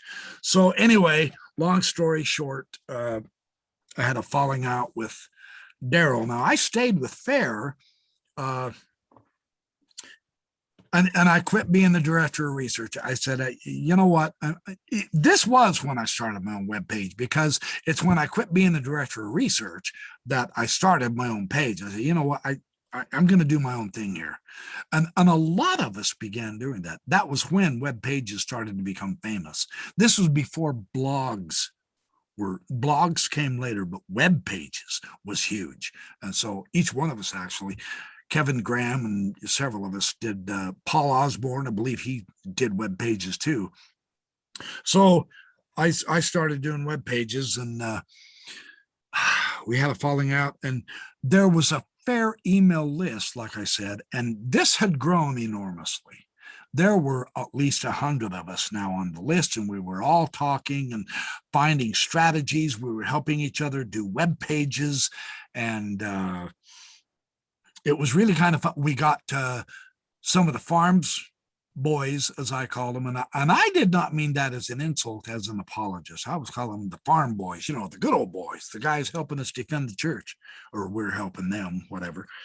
And John Twitness got on the list, and he loved to speculate about the premortal existence, intelligence versus spirits. I remember we had some long, deep, really powerful doctrinal discussions. I wish like crazy I would have printed all that out. Well, I'd have had a stack a mile high. Anyway, so all of a sudden, and then Scott Gordon became president. They all nominated him, right? And he's done a fabulous job. He really has. I disagree with a lot of the stuff he says, of course. Now I disagree with pretty much everything Fair says, but at the time, we were really glad he was on, and they still are, I'm sure. We began to have an issue with, well, for instance, Van Hale joined us. And like I say, Kevin Graham was on, and John Gee was there. I believe Matt Roper was on. John Twitness was. Dan Peterson was, but he was so busy with the Farms Review books that he didn't contribute a whole lot. And we told him, yeah, no, that's good. You go do your thing, man. Absolutely. We love those books. Well, as it turned out, Scott Gordon came out and said, we are going to invite one of the general authorities, a 70, onto our email list. And the reason why he did that is because Van Hale, bless his heart, he got on there, and I had, he's the pamphleteer, the Can a True Prophet Believe in Moon Man? He did a wonderful pamphlet on the Adam God doctrine, and I got to know him pretty well. And I was thrilled to have him on the email list. Yeah, this is great. And so come to find out, Van Hale doesn't believe in the historicity of the Book of Mormon. You're going, what? You gotta be kidding me. Yeah, are you loony? And he was very sincere. He said, listen, I have a testimony. I know Joseph Smith's a true prophet. That's not even an issue. And I know the Book of Mormon is inspired fiction. And he said the fatal F word. And they kicked him off. Man, they kicked him off the Fair email list. And I'm going, whoa, wait. And then Kevin Graham got talking, and John Gee said something to Kevin Graham, and Kevin Graham said, you're lying to me. There is no way that an Egyptologist said what you're saying. And we're going, whoa, hold on. Wait, Kevin. Don't accuse John Gee of lying. I mean, look, we're all friends and brothers and sisters here. We're working together. We're all the good guys. And Kevin Graham came uncorked. He went to a, quote, real Egyptologist. And then he gave us the Egyptologist's reply. And they kicked Kevin Graham off the email list. Do you remember what this issue was about? Huh? Do you remember what this issue was about? I do. It was one of John Gee's interpretations of one of the parts of the papyri. So John Gee's on your email list. This is the behind the scenes to help us produce good materials for the web pages. And he's talking about did you say? I can't remember the exact detail. It was something to do with hand or wing. I had done a big article on my web. I can't remember the exact issue, but anyway, John said the Egyptologists agreed with him, and Kevin Graham said no, they don't.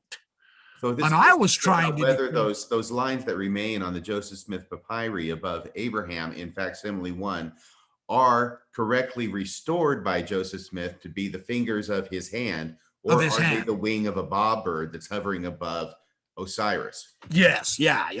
I can't remember if that's the exact issue, but it was something similar to that. So John Gee says not only is this a hand, these Egyptologists, or this specific Egyptologist, agrees that this is a hand and not a wing of a bird.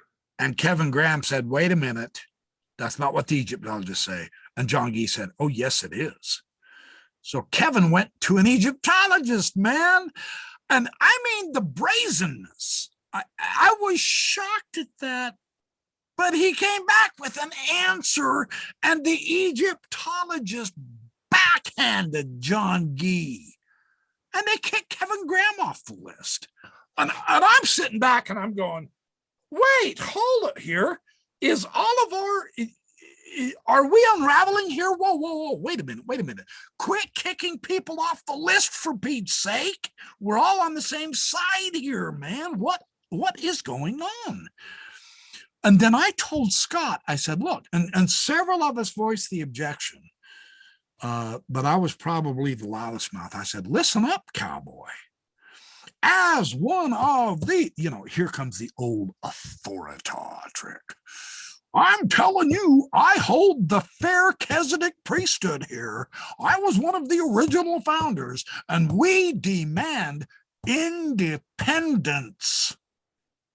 We will not be under the church's wing. We started this to remain independent, man. And Gordon goes, look, dude, you're no longer on the board of directors. You don't have a say in it. So shut up, sit down, and mind your P's and Q's. And this is about the suggestion that Scott Gordon made about bringing a general authority and making him part of the email list. Yeah, and he did too. It was one of the 70s. I can't remember which one. So in other words, now instead of just you apologists talking amongst yourselves about research, about what would be good answers to certain questions, about all the things you're talking about, now Right. Scott Gordon wants to bring a general authority in who will be able to read everything that you're talking about. Yeah, well, he even admitted, and this was true. This is basically when, well, Kevin Graham, after he was kicked off, of course, he jumped out. He became an enemy. By the way, the Egyptologist he went to was Robert Rittner. Yeah, No right. wonder John Gee got so mad. John Gee caught Scott Gordon behind the scenes. And this was before all of the real big fallout between Rittner and Gee happened too. But I mean, Kevin Graham went straight to the top.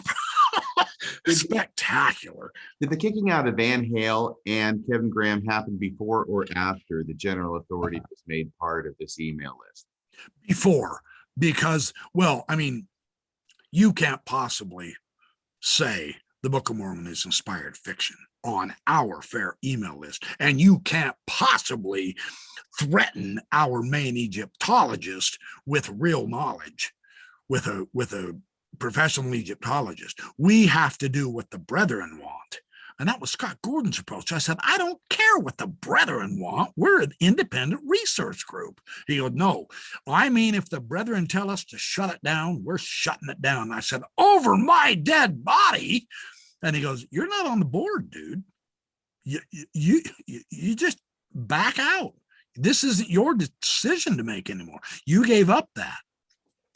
So you envisioned this originally, and apparently you thought everybody else was on board with the other three original founders. Well, there were several people who objected to the GA. No, I wasn't the lone voice. Like who? But I can't remember. There were so many people on the list. Yeah, that started a rift, at least from my perspective. So I didn't post on the list for quite a while. I got busy and built up my own webpage. I said, the heck with it, man. Fair's not going the direction. I can at least make my webpage powerful. Because even back then, as an apologist, I was saying, what if they tell us, though, that we can't quote? My fear at that point, and this was just before the light bulb turned on in my mind of what the real background is. What was I lying about? I was afraid that, I can't remember what I was going to say. Well, I could Halfheimers. I'm old enough to have Halfheimers, not Alzheimer's. I can understand your concerns about being independent in the first instance, but it appears that Scott Gordon's vision for FAIR was to bring it under the umbrella of the church. That he's going to do whatever the brethren tell him to do with FAIR, and therefore he's going to try and start making it more and more acceptable to the church. And frankly, he's got to the point where there's a link to FAIR on the church's website, and nowadays he's got general authorities coming to give keynote addresses at the FAIR conference. So apparently that's worked to that extent. Yeah. Well, hey, when I heard Farms was being subsumed under BYU, I went down there deliberately and talked to Dan Peterson. And I said, hey, I really don't know if this is a good idea. I mean, you guys are doing such magnificent work. I don't want to see you become like LeGrand Richards. I can't remember which general. Anyway, I said, you guys have to stay independent, man. They're going to start making you say, they're going to make you come to conclusions that the scholarship is not coming to, and you need to. And he agreed. He said, hey, I know that. He goes, I really am hoping that doesn't happen. I said, Dan, it's almost inevitable, man. You guys have to remain independent. And I remember using the example. Now I can't, again, it was either Kent Jackson or Robert Millett or whatever one of the exasperating things to me about the LDS BYU scholars is these guys have PhDs from University of Chicago. They have PhDs from UCLA and Berkeley and all that. Why are you quoting Bruce R. McConkie and LeGrand Richards, for crying out loud, man? Where is your Hebrew and Greek? Where is your analysis of the New Testament? Why on earth are you quoting the Student Institute manual? Are you kidding me? Go to a Greek lexicon. Do like D. Charles Pyle does. Where is the scholarship? It was driving me nuts. And I was complaining about that on the FAIR email list. And it finally dawned on me, man, they're never going to do this. See, part of my problem is that I wanted to know every issue because I had to be a good apologist. I had to be able to answer the questions, man. And it had to be credible. Come on, let's go credible here. Well, you can't be, no offense, you beloved priesthood, totem, revelation receiving brethren, but you're not quotable. I'm sorry, you're not. When I began studying the biblical scholarship, and they analyzed the archaeological materials from Karatepe, from the Akkadian, the Sumerian, the Egyptian, from Cairo. I mean, man, we need more Hugh Nibblies, right? That's why John Gee got into it. We need more Hugh Nibblies. We need more scholarship, credible scholarship, good scholarship. We don't quote general authorities in the worldly scholarship journals. They won't publish it. And we didn't have it.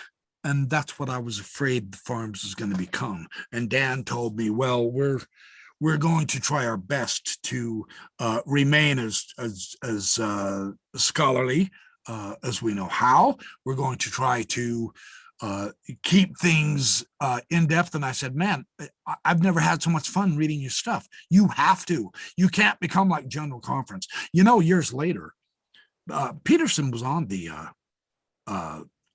he told us about this on his blog. He was on the, the lesson committee that writes the lessons for the church, for the priesthood meeting and the Relief Society and all that. And he actually came flat out and said, you know what, those lessons aren't really very good, but our hands are tied. We're told what to write. And you go, that's my point exactly. That's why FAIR had to remain independent, for crying out loud. That's why farms had to remain independent, for crying out loud. Yes, and yet farms did not remain independent. It got co-opted by BYU. It was moved on to the campus, and then a few years later, Daniel Peterson gets fired. Yeah, it all goes south, right? and then FAIR, of course, with great fear and trepidation, of course, they'll disagree with this assessment, which is perfectly fine. But as I said, in truth, with great fear and trepidation, they succumb to what the brethren want them to conclude. And in what ways do they do that? Well, they come to the conclusion. They already have the conclusion. Listen, my research here. Okay. Here's the error I was making as an apologist. The astonishing thing is you cannot see this. And I know this sounds so stupid. I am not joking, man. You cannot see it. You're on the inside. You think you're doing credible scholarship. You think you're really learning. You think, wow, what a blessing, what an opportunity. Yes, it's a great responsibility. I have to be as credible, as good, as valuable, as valid, as authentic as I can. I need to demonstrate this scripture. I need to demonstrate that prophecy. I need to demonstrate that aspect of church history. I have to show how Joseph Smith is in the clear, how even though, yes, it looks like it's a problem, no, it's not a problem. With our valid research, we have what John Twetness was working on in a huge book of his called The Hits of Joseph Smith. What about all these authentic items? Sheum in the Book of Mormon. What about the king's name in facsimile number 3 of the Book of Abraham? Yes, you're welcome, Shulam. Paul Osborne. Yeah, baby. I'll tell you the name of the king. His name is John Gee in the hieroglyphics. Oh, no, wait. That would be that would be ISIS. Come on, you know we're going to make Shulam laugh, right? You got to give that guy credit. He has been screaming for 10, 15 years. What is the name of the king in facsimile number 3? Because nobody, including Joseph Smith, translates that correctly. Joseph Smith got that wrong. He blew it. And we all know it. All the Mormon Egyptologists know that. But yet they insist. Kerry Mulstein, stupidly enough, says 100% of Joseph Smith's interpretations of the facsimiles are correct. What? Do you think we're drunk, stupid, blind? We don't read? Come on. Can't you at least try to get just a smidgen credible? Boy, I'm on a rant, aren't I? I'm sorry. You are. But let me bring you back to, because where you were going originally. Sorry, I don't mean to go. It's okay. You're testing my ability to keep you on track. But where you were going, I think, was you couldn't see it. Yes. I was, listen, as an apologist, you don't do research. Now, this is the, you go, dude, you're so dumb. No, just bear with me. An apologist does not do research. He does apologetics. What's the difference? Here was my method, because I got it straight from Hugh Nibley, and I do believe it is since Cumorah where he tells his methodology of all things, right? Our favorite Book of Mormon book of Hugh Nibley, you and I, at one point. You already have the answers. You just have to find the evidence to confirm Joseph Smith is right. And that's how you research. What I was doing in all of those articles that I photocopied that Nibley was using, as well as wherever else I could get anything, is, Joseph Smith says this is named Shinehah in the Book of Abraham, facsimile. Joseph Smith says this is Hakokavim. Of course, we now know that was Hebrew, but he says, this is the king as given by the hieroglyph above his hand. So what you do is you look through this vast amount of material, and I spent hundreds of hours. Many people have spent tens of thousands, but for me at the time, being a starving artist, to spend hundreds of hours in BYU library was impressive. I looked through tens of thousands of articles, books, the Journal of Egyptian Archaeology, the Journal of Near Eastern Studies, hundreds of different journals, scholarly journals that Nibley had looked into. I was finding what matched Joseph Smith. And if I had to take it out of complete context, which is always the case, then I did. So my research confirming the various interpretations of the facsimiles in the Book of Abraham and Joseph Smith's interpretations, yes, I could put together a 7-page paper, and look at me rock and roll, baby. I am number one. I've given you 110 footnotes with 95 sources. Beat that. And someone like Gaddy Anton or Kish Kuman, they'll just refute it in one sentence. That's how good they are, right? Over on the Mormon discussions board.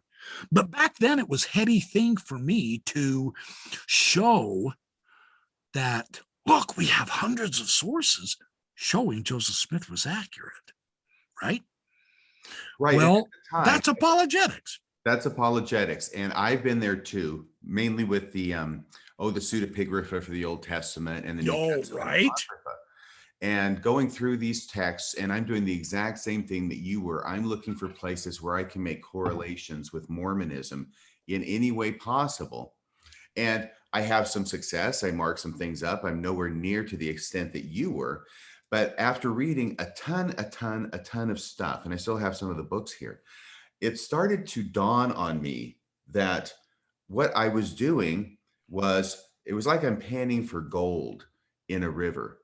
And I take up a bunch of dirt and I try and pan through, and maybe there's nothing there. And I take some more dirt and I'm going all day long and maybe I get a few specks of gold.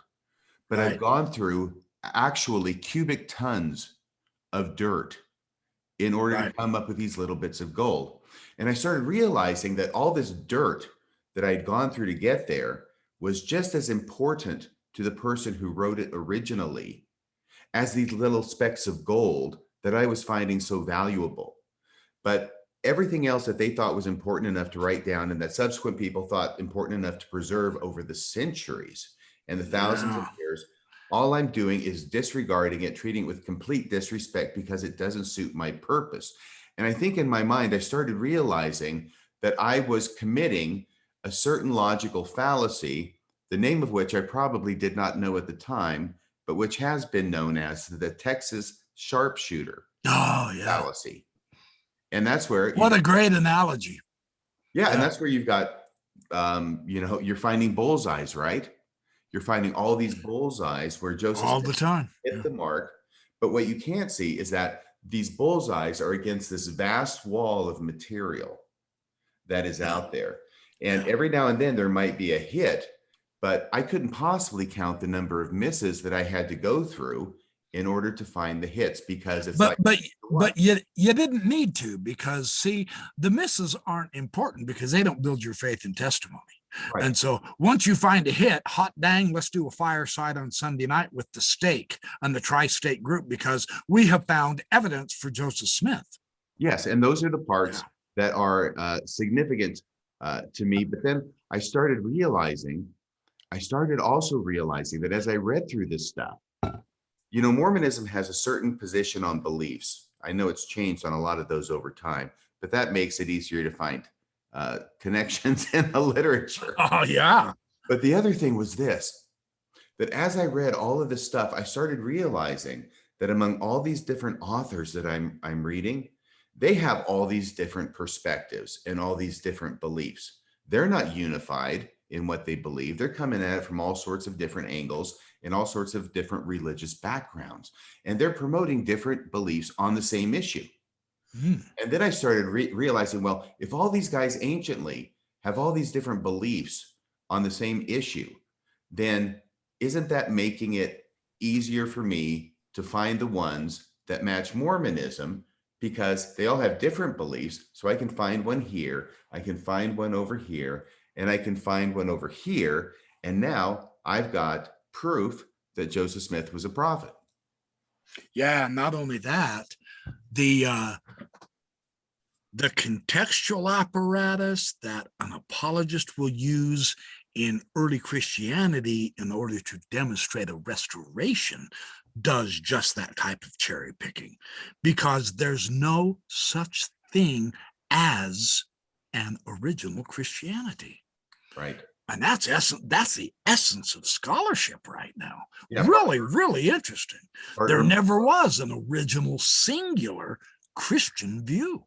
Yeah, Bart Ehrman did a book called Early Christianities, where he talks about the fact that we have the idea that if we go back far enough, then we'll come back to the original source, the original pure Christianity. He says, actually, if we go back as far as we possibly can to the first century, we find immediately, the earliest thing we find are multiple forms of Christianity, which actually are so different amongst themselves that they make the different Protestant churches today look absolutely unified in what they believe.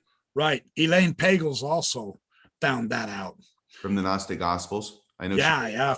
From her research into early Christianity, she discovered that there's a lot of different groups here. So the question is, which one of them was restored? Because some elements of Mormonism, yes, it parallels that particular church father, but other elements of Mormonism parallel that particular church father, but that particular church father and this particular church father were different. They were arguing against each other and they were not unified.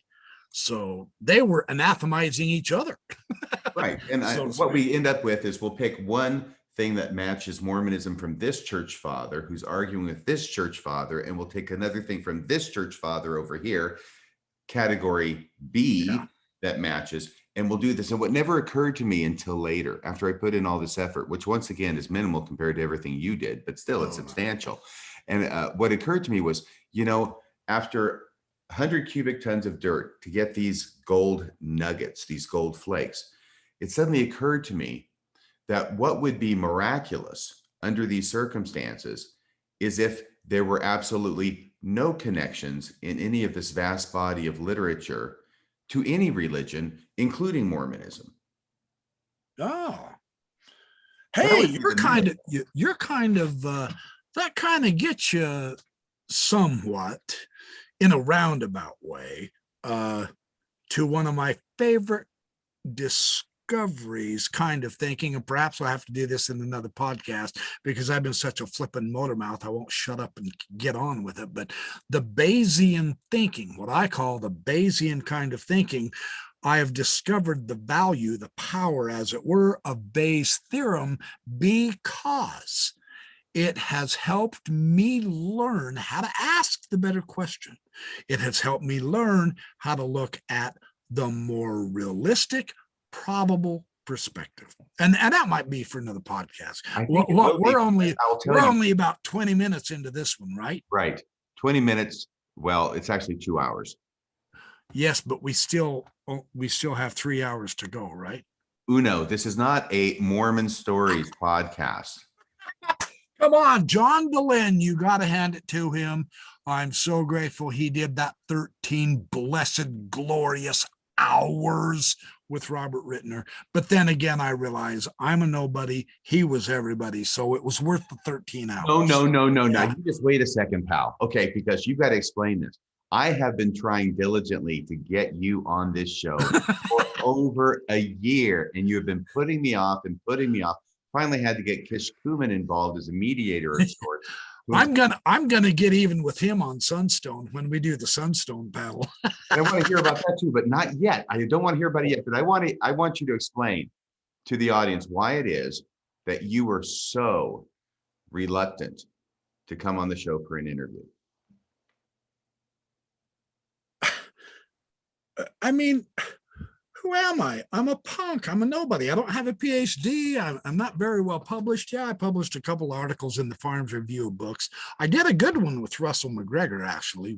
We've got a long story there. But so, I mean, you have had some seriously awesome, I mean, Brent Metcalf, Brian Howland, all these fabulous people. Have you had Dan Vogel yet? I haven't had Brent Metcalf. Was that a Mormon Stories instead of you? It had been David Vacavoy. Oh, yeah. Yeah, I mean, I was an ardent apologist, but tell us about Russell McGregor. I don't think my effect as an apologist was all that. I mean, it was huge. You think? I know. Well, okay, so listen, tell us about Russell McGregor. He is. Russell McGregor posts under Kiwi 57. He is the Thunder from Down Under. Some people call him the Blunder from Down Under. I think that's harsh. I don't think that's fair. Do you? Well, but he's like the self-appointed pit bull for Daniel Peterson. Yeah, he's like the head of the Flying Monkey Brigade for Daniel Peterson. No, that'd be, okay, yeah. Well, he and Lewis Midgley fight. Yeah, I was going to say, I think there's one that outdoes him, but Russell McGregor, he was on the Fair email list also. And you have to understand McGregor. Yeah, he's a little bit too militaristic. That's the wrong approach. That's the wrong word. You know what apologists today need, and it's going to insult them, and I apologize in advance for you being so short-sighted that you are insulted, but what they need is the Mr. Rogers approach.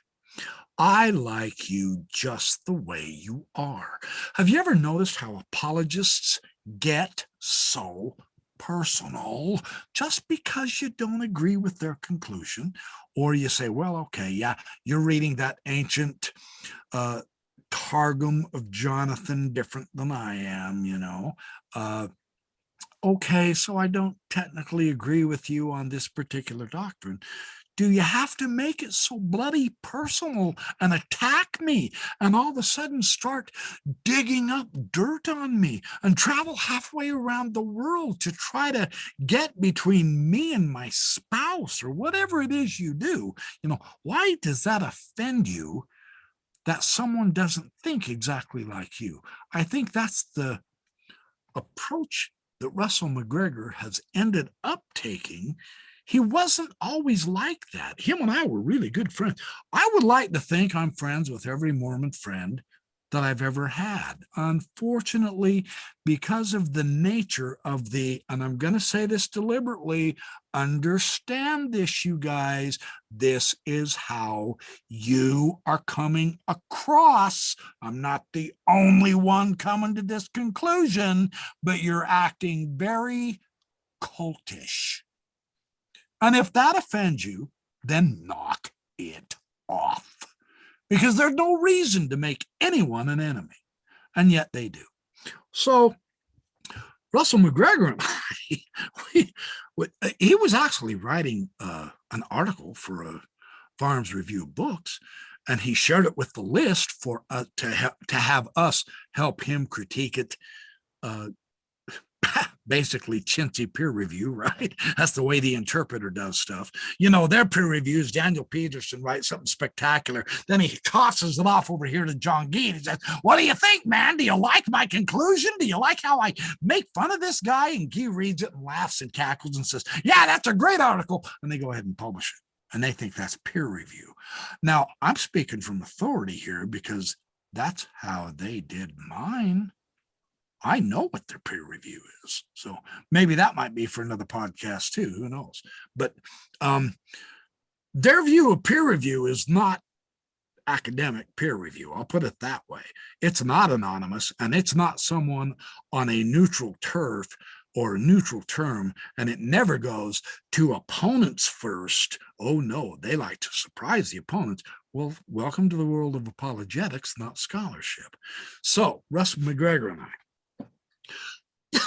we're on this email list. This is after Kevin Graham and Van Hill have so unceremonially and totally ridiculously been kicked off the list. And there's politics getting involved and all that. For whatever reason, I was bringing up, I do believe, D. Michael Quinn in his work. And of course, the sentiment was, oh, he was such a fine scholar. He was so nice, and then he went astray. Look, I wanted to be a good apologist, right? So I had to study all that stuff. I went through D. Michael Quinn's book, the early magic book, Early Mormonism, Magic Worldview. And I just flat out asked, I said, okay, yeah. Forget the sentimental and mush. Can we refute this? Now, this was before the Farms wrote their refutation of him. They actually did respond to it. More ad hominem than anything, but they at least gave it a shot. They did the same thing with Brent Metcalf, right? Crap, they did the same thing with Walter Martin too, as far as that goes. But now they're going to do the same thing with me. Woohoo! All right, come and attack the backyard professor. I have no credentials. This should be an easy knockover, except I do talk back, so be careful. I'm no longer restrained by what I can conclude, so watch it. Anyway, so I asked point blank, the email list, I said, guys, let's refute him then. And McGregor did something. Russ and I were actually getting along pretty good. And I can't remember all the details, but somehow it came out that D. Michael Quinn was phony because he relied on the ridiculously stupid Mark Hoffman forgeries. Neener. Way to go, D. Michael Quinn, you idiot. Now, did And they see any irony in the fact that D. Michael Quinn is relying on the accuracy of the Hoffman forgeries that the church bought because they thought that they were authentic in the first place? you just hit the grand slam homer that I was leading up to. Because way to go. See, you're prophetic. Yeah, baby. I point blank, if I remember correctly, objected. And I said, you're just simply attacking D. Michael Quinn, and the brethren were deceived by Mark Hoffman just as surely as D. Michael Quinn was. And the list, and the just list. a second. Is this now when the general authority is on the list? Yes, I think so. So you said it so a general authority could read it. Or let me put it this way. You said it and a general authority could read it. Yeah, I think so. And I know my timeline might be off, but I do believe I was upset because they were attacking D. Michael Quinn, trying to make him look like a complete fool and a hypocrite, when in fact the brethren bought the forgeries with the intention of hiding the forgeries. And that is, I mean, you know, the famous picture. Oh, yeah. So you Hoffman's there in the what is it, the New Era or the Ensign or something like that, and President Kimball has a magnifying glass. It's the front page of the paper, I think. It's the newspaper. It's the front page of the newspaper. Oh, it could have been, yeah, and you're going, wait, Spence, Kimball, Prophet, Seer, Stones, Revelation. What's he doing with the magnifying glass? Really? Seriously? Are you kidding me? And then Gordon B. Hinckley. You can see it's a photo op, right? And that was the Anton manuscript. Oh, it was too, the Anton manuscript. Yeah. Oh, yeah. And when the Salamander letter came out, what did you think of the farm's response to that? That was a little interesting, wasn't it? You kind of go, wait, hold it. Hey, when it first came out, I was still married to my first wife. And I was doing a little blurb on the back of the little programs that they pass out for sacrament meeting, doing the outline of the program. And then they have a cute little spiritual thought or whatever. Well, the back page was always blank. So I asked to be given that back page to share evidences for the Book of Mormon and stuff like that with, right? So when the Salamander letter came out, I've got this somewhere in my library. I've kept all those somewhere. Can't find them to save my life right now. I wrote, it's time for Mormons to quit watching so much television and quit being so dumbed down and believing everything you say, because there is no way that Moroni was a salamander. And one of the members of the ward really got after me. He came at me tooth and claw, and he said, how dare you argue against the brethren? They have bought this. Something to the effect that they believe it. Or no. It was before the general authorities had purchased it. They were saying Farms was defending it, and who are you to not have, you don't have the clout the Farms do. So I went and bought all the Farm stuff, which I always did anyway. And sure enough, they're defending the Salamander letter, man. Well, it wasn't just Farms. It was Elder Oaks who made a public address giving Farms arguments about why it was okay that Moroni was described as an amphibian. And you can ignore those critics who have lost the Holy Spirit of guidance, because they're always wrong. And it just happened to be the bloody flippin' apostates, the Tanners, who immediately said, forgery, completely fake. But that was the conclusion I came to. Even after reading the Farm stuff, I said, that was interesting. That was fun. That was kind of cool to get kind of a broader ancient context, but this simply can't be right. Well, later on, it came out that it was a forgery. The thing that bothered me is when that first Mormon Murders by Nafe, and I can't remember who else wrote that book, described how badly the church was deceived by Mark Hoffman. Yeah. That was a question in my mind for a long time. I brought it out with Russ McGregor on the email list. I said, I had interrupted you, and you had said you made this comment. I said, email list. I said, holy cow. Yeah, the email list. They said, hey, we are not here to ridicule the brethren. And I said, see, that's the thing. I'm not ridiculing the brethren. I am stating a direct historic fact, you guys. Look at the information. We bought the forgeries, did we not? And they said, yes. And I said, and we never let them out. Farms has been analyzing them and all, but they bought all those forgeries of a direct forger and a murderer with the intent of hiding them. Is that spiritual or whatever? Russ McGregor came out and he said, Kerry, what do you want? And I simply typed 2 words, the truth. And from that time on, I quit posting because I realized, you know what? Fair is no longer about the truth. It's an image. They can't even admit the obvious historic fact that absolutely every living one of us on that email list knew, is that they bought the forgeries, man. Come on, they bought the Hoffman forgeries. You can't lie about that. You can't whitewash that. I mean, come on. And from that point on, I begin to get some tension with Fair. Kerry, we've got 45 minutes left in this 3 hours. And here's shall we cut it short and thrill everybody? Here's how I want to structure this. No, we're not cutting it short. Oh, okay. We've got 15 minutes, and in that 15 minutes, I would like you to tell what I think is a very important story related to you and John Twetness. Oh, yeah. We'll have the remainder of the time for you to talk about how it is that you ended up stopping being an apologist for the LDS Church. Because Satan appeared to me as an angel of light. Oh, no, that didn't happen. That won't work. Okay.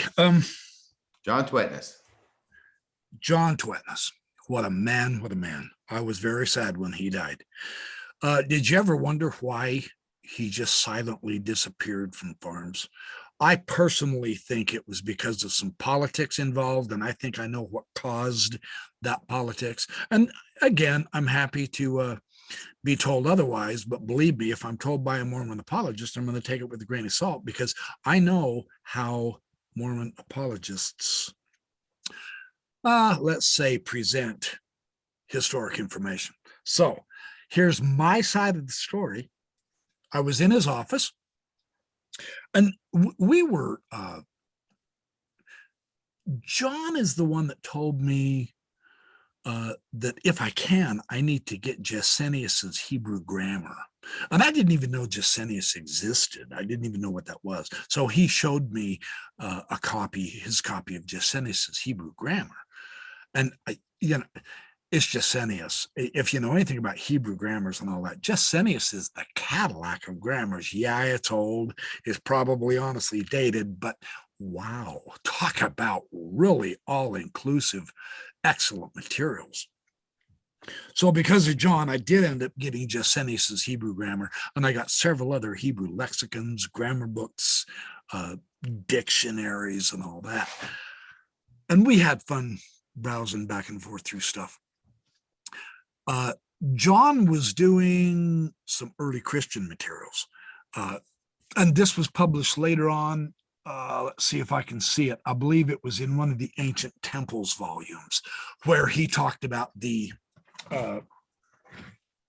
sorry, my chair's backing out on me, where he talked about the priestly clothing and the hand clasp at the veil of the temple, etc. They find these little odd parallels, and they make it look like it's all inclusive, total early Mormonism before Joseph Smith existed back in Jesus's day, right? So he's proving Masonry true.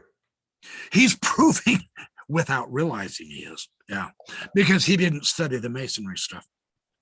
So he's working on that, and he's showing me. He had several photos. I mean, look, his research was something else. He could find the different photos and charts and graphs and maps of the world. No, he was good. He was really good.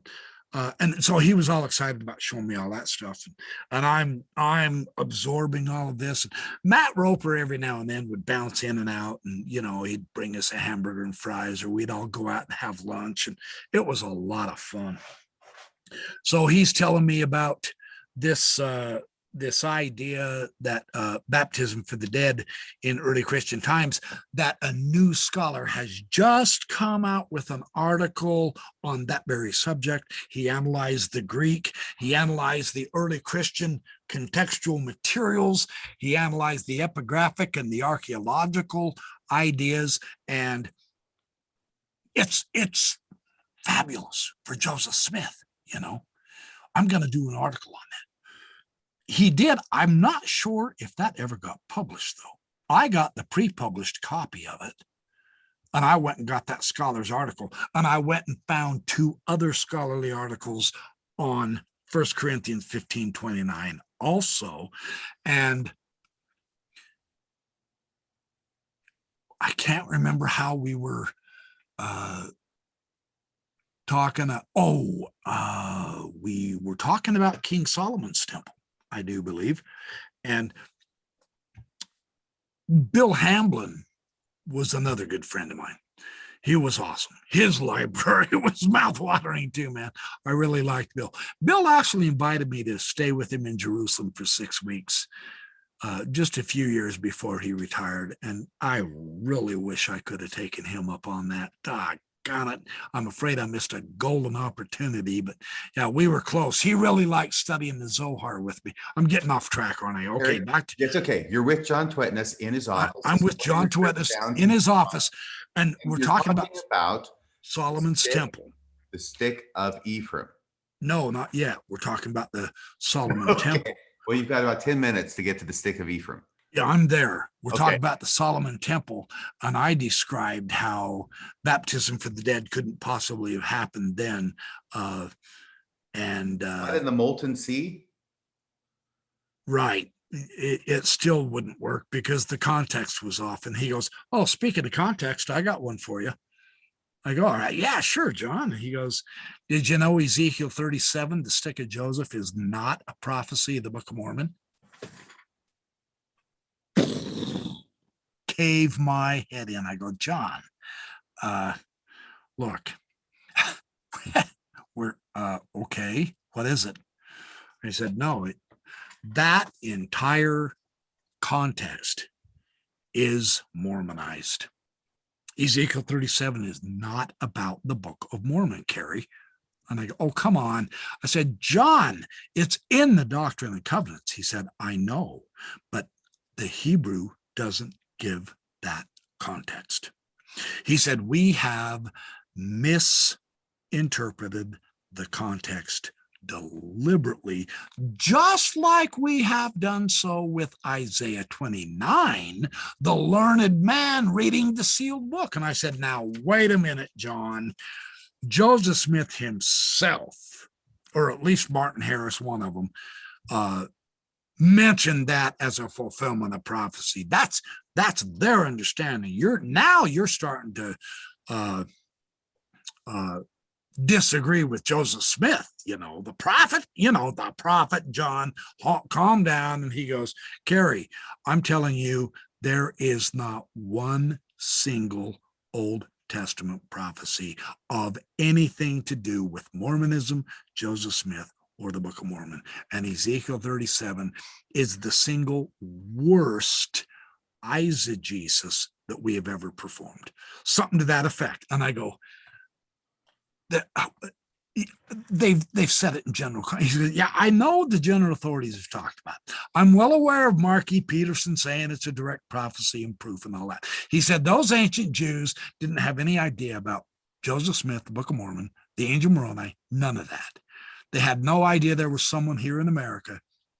He said that's all Mormonized. Well, when he went to publish that, they squelched it. He told me a general authority, didn't say which one, told him, no, the church is not ready to see this yet. He took him through in detail the Hebrew and the context, and the general authority agreed with him and his context, but he said, we're not ready for this yet, so you can't publish it. And from that point on, Twetnus never got anything else of his published that I remember. Farms basically shut him out. Apparently, my interpretation, he retired shortly thereafter, and then he disappeared to Arkansas. He just left.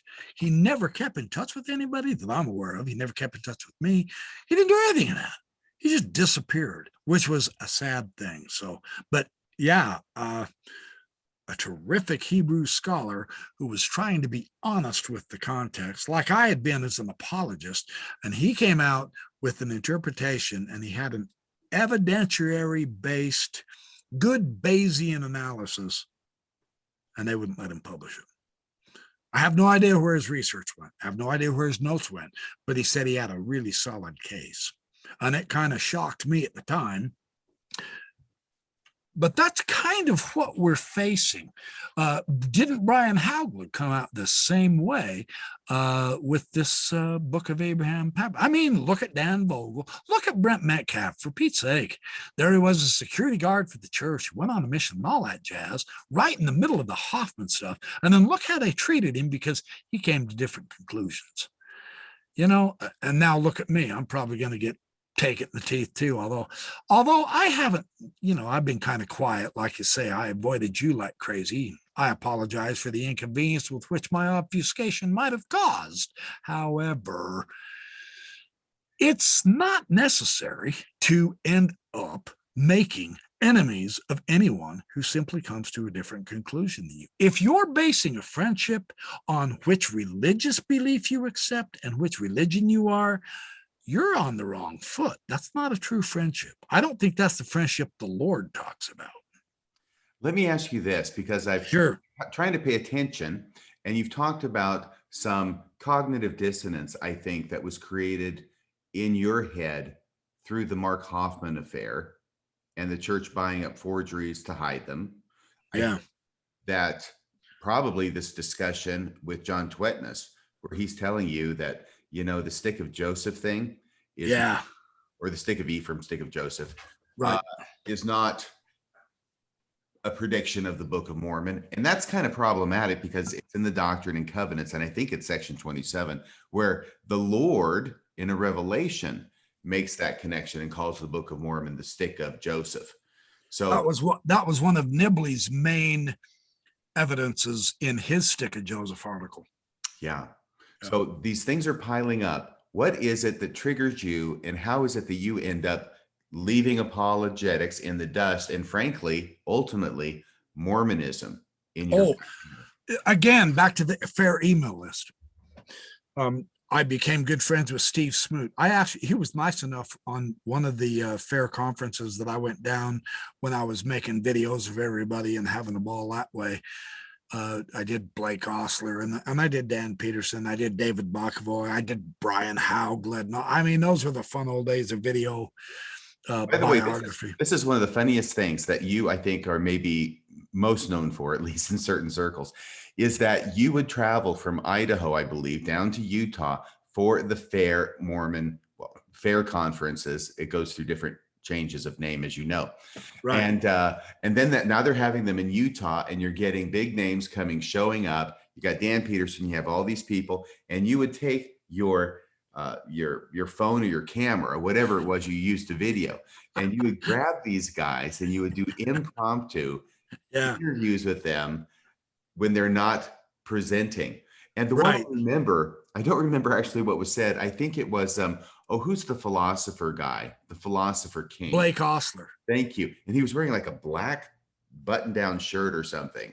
So it's kind of but you're sitting there interviewing him, and he's up against this backdrop. And I've never seen a person look quite so uncomfortable, I think.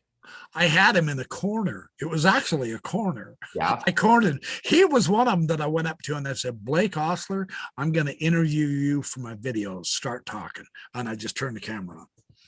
And then you take those and you put them up on your website and everybody could enjoy them. They were wonderful. And then you'd be driving down the road and you'd be talking to the camera about going to the conference. And then you'd be driving back from the conference and talking to the camera about all the great things you'd learned and what a wonderful time you had. Fun times. This was what made you famous, I think. Oh, okay. Because I was such a dork. Yeah, that makes sense. Well, there was definitely a fanboy atmosphere to it. Yeah. And because don't take yourself seriously, take the subject seriously, but you got to have a little fun. We're all human. We're not going to get out of that. Yeah, we love to present this image of suave, debonair, ultimately intellectual. I am above the riffraff. Yeah, well, shut up and talk to me in a video then. Because that was a great John Gee impression you just did. Oh, ouch. You're probably right, though. Yeah, he could use a little humor, couldn't he? It'd be tough to be laughing if I was him nowadays. Let me tell you this about Steve Smoot, because you're going to go into this story. Oh, okay, yeah. Stevie, I love Stevie. Stephen Smoot, back when he was just in, small lederhosen. Third grade. Yes, he was much younger. It was before his mission, and he was over on the MAD board. Yeah, I recall, and he was very into apologetics, even as a teenager. And that's my fault. You are responsible. You're partly, yeah. Stephen Smoot. Yeah. You know what mistake I made with him? Okay, what? I videoed him just like I did Blake Ostler. Yeah, it was at a fair conference. Okay. Yeah, no joke. And the rest is history. So I didn't know him from Adam. I heard him talking. I go, hey, you, come here. Smile at this camera and talk to me. What's your name? I'm the backyard professor. I'm making videos. Let's put you up. You're smart. No joke. And he did. And he's very, very smart person. Oh, the kid's brilliant. And before we went on, sorry. That's okay. I'm just telling my little story here. Sure, absolutely. I haven't told it publicly. And it's kind of funny, is that Stephen Smoot, who has really become definitely an apologist. I think he fashions himself after Daniel Peterson. And he's he's condescending, he's snarky, and he's not a lot of fun, if you know what I mean. Okay. That's his online persona. Right. Yeah. But this is before he's become crusty, and it's before his mission. And he's lamenting the fact that there is a Farms book that had been put out called Warfare and the Book of Mormon that came out in the 1980s. Oh, yeah. Might have been the 1990s, probably 1990s. Wasn't that one of Bill Hamblin's productions? Oh, yeah, I think so. I think he was the editor. So. And of course, they have the big conference. They put him and Stephen Ricks. Yep. Yeah. And it's a big hardback book, and it's out of print. And he's lamenting the fact that I happen to have one because I bought it when it came out, right? And so I go back and I look at it. There's some notes in there, but I don't really need this anymore. It's not like I've been doing what you do, going back and cross-referencing or rereading it. I thought, yeah. And so what I did was I messaged him, asked for his mailing address, and I just went down to the post office and mailed it off to him as a gift. Oh, what a guy. Yeah. So he got it. He was very happy, and it was wonderful. We were like this, and now we're kind of on opposite ends of the ring. And the ring, but that's no reason not to be friends. That's the one thing that just absolutely infuriates me now, because I was divisive as an apologist. I made enemies of people who didn't think like me when I really didn't even need to. That was just silly. Mm-hmm. I'm sorry it takes that tone. I'm sorry it takes that turn. For instance, can I tell you my story about Smoot? Tell us your story about okay, yeah. That was a great story. That's cool of you, man. You're awesome. We're on the email list and we're talking, strategizing, trying to figure things out, congratulating each other on a new article on the website, whatever it was we were doing. And at any given time, really, the email list by this time had grown enormously, and it was huge, and there were a lot of people, and there were a lot of various different conversations. We each had our own little clique, so to speak, of specialized subjects, For instance, I really never did get very good at church history. Smoot was talking, and I just can't remember. Hold on. Did I write this down? What were we talking about? Well, you're talking about atheism. Oh, yes. We were talking about atheist arguments because of Mark Hoffman. And Mark Hoffman, of course, he admitted he was an atheist. Wow, the brethren are not deceived by atheists. Well, Smoot came out and said, look, it's not a big deal because all of the atheist arguments have already been refuted. I go, really? Wow. Which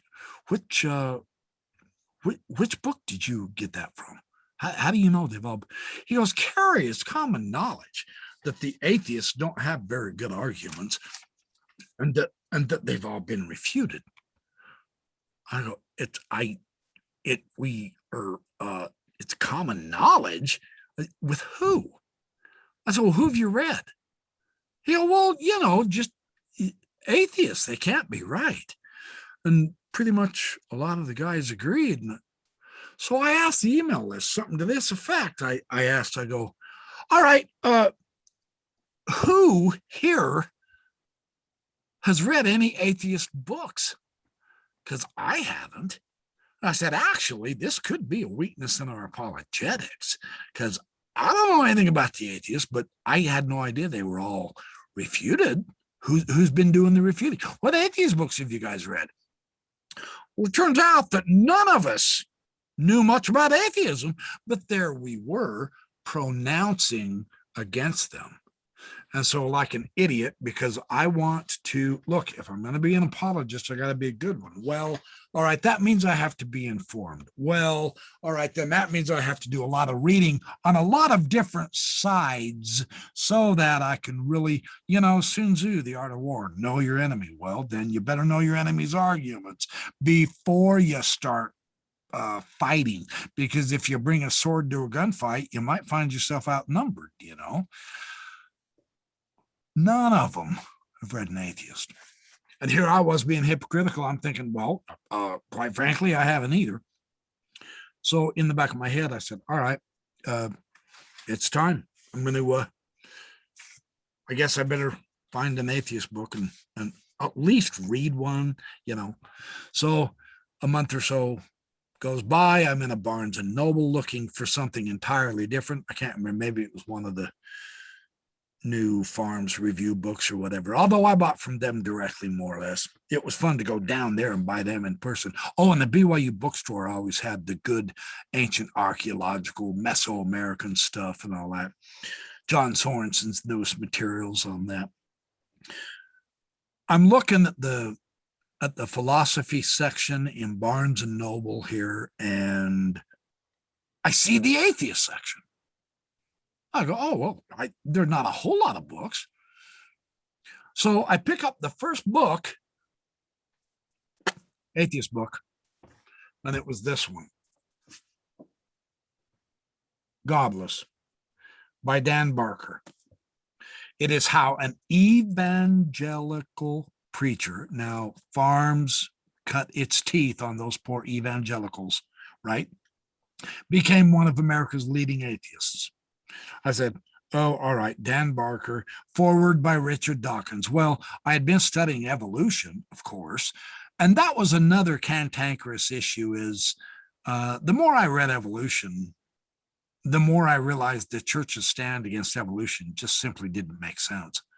And the scholarship against evolution was positively horrible. So there was that. So I saw the forward by Richard Dawkins, and I'd read a few of his books, and I realized, well, he's a pretty good evolutionist, at least. So I got this book. I said, okay, my first atheist book. Let's see what, I should be able to, by the weekend, have a review of this book and have him wiped out. I had Nibley's book, Evolution, a Convenient Fiction, or whatever. No, wasn't his book. It was his paper, which is the stupidest, most cherry-picked, idiotic argument against evolution I have ever read. I mean, Hugh Nibley, you didn't fumble and drop the football. You brought a baseball bat to the game. He had no idea what he was doing, unfortunately. I read this book cover to cover. Could not put it down. Fantastic book. His journey is mine. And that's what shocked me the most.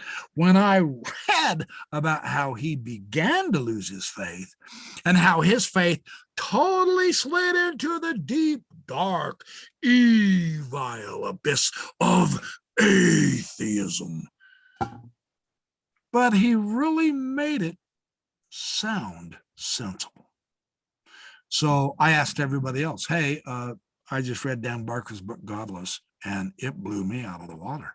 I've never read a more powerful book. I had no idea atheist literature was this strong. What do you mean it's been refuted? Who has refuted this guy? What books are you guys reading? Or are you just doing what the anti-Mormons are doing and simply tossing it off without reading it? Can you take 3 minutes, Kerry, and tell us what was so powerful about this book to you? I can take 3 hours. Oh, this will yes. be more of a challenge.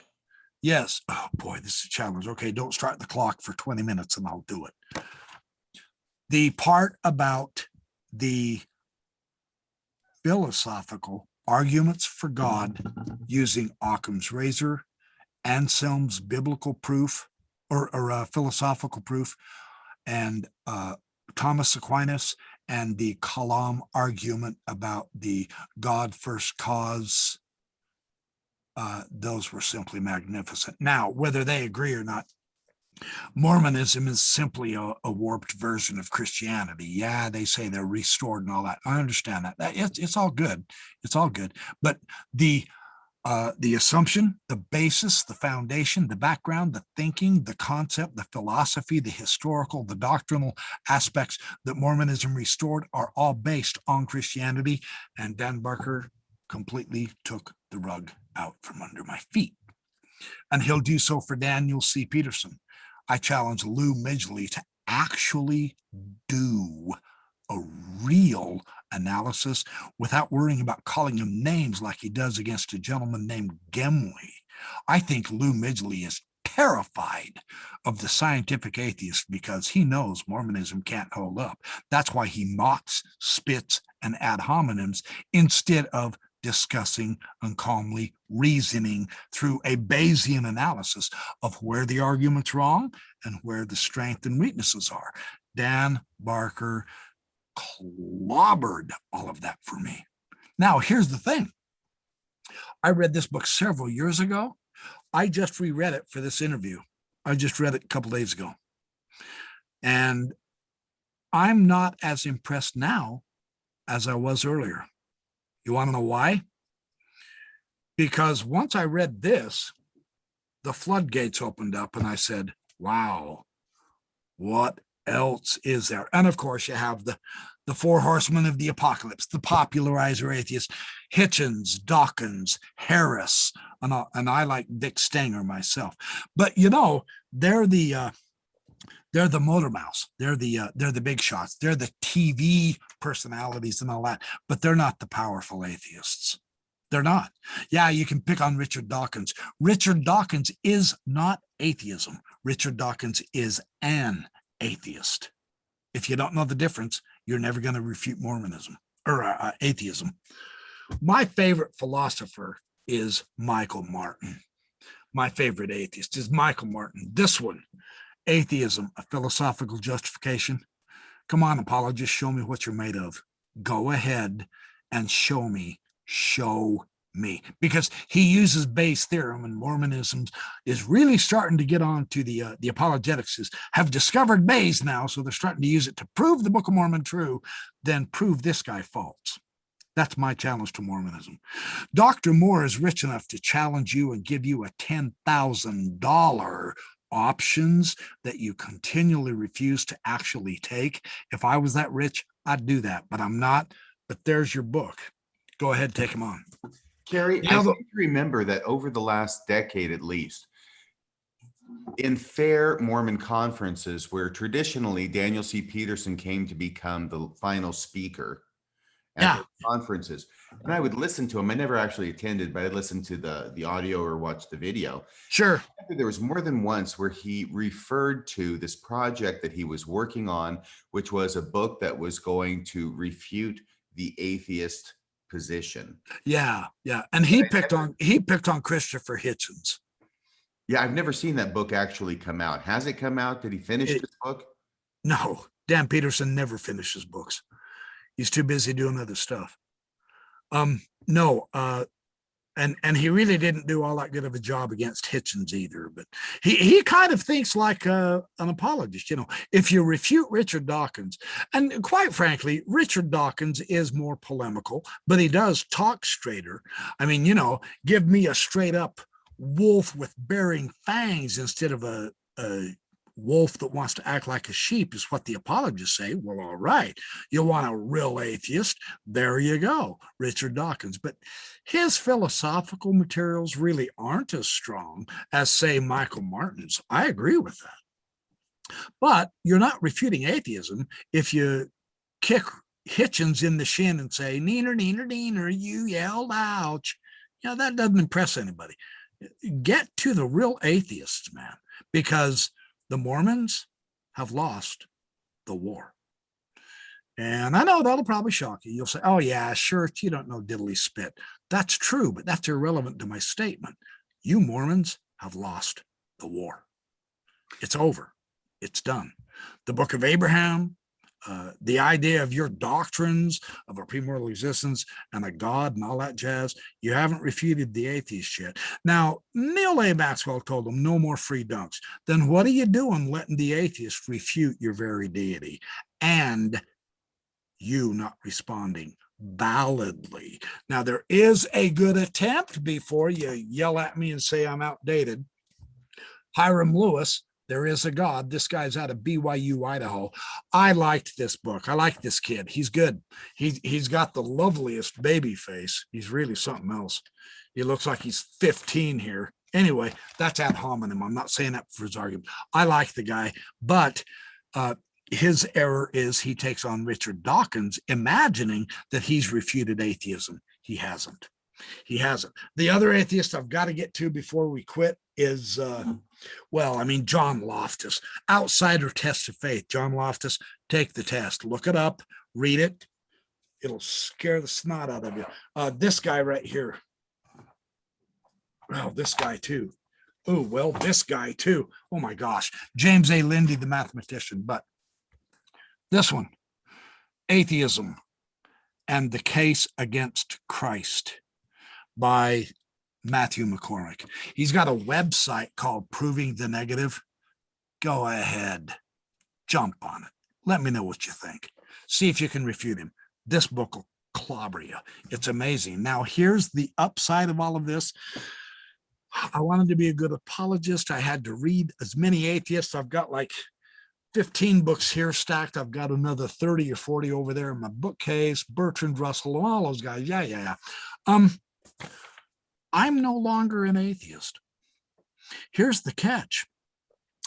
I studied this stuff for 5 or 6 years. They really make their case against the Christian interpretations. I'll put it that way. The Christian interpretations, the Bible, the Western version is problematic. But that doesn't mean there isn't a God. I think the atheists themselves have gotten dogmatic, which is really ironic, right? So where does that leave me? You go, oh my gosh, what a nightmare. I feel sorry for you, backyard professor. Oh, no.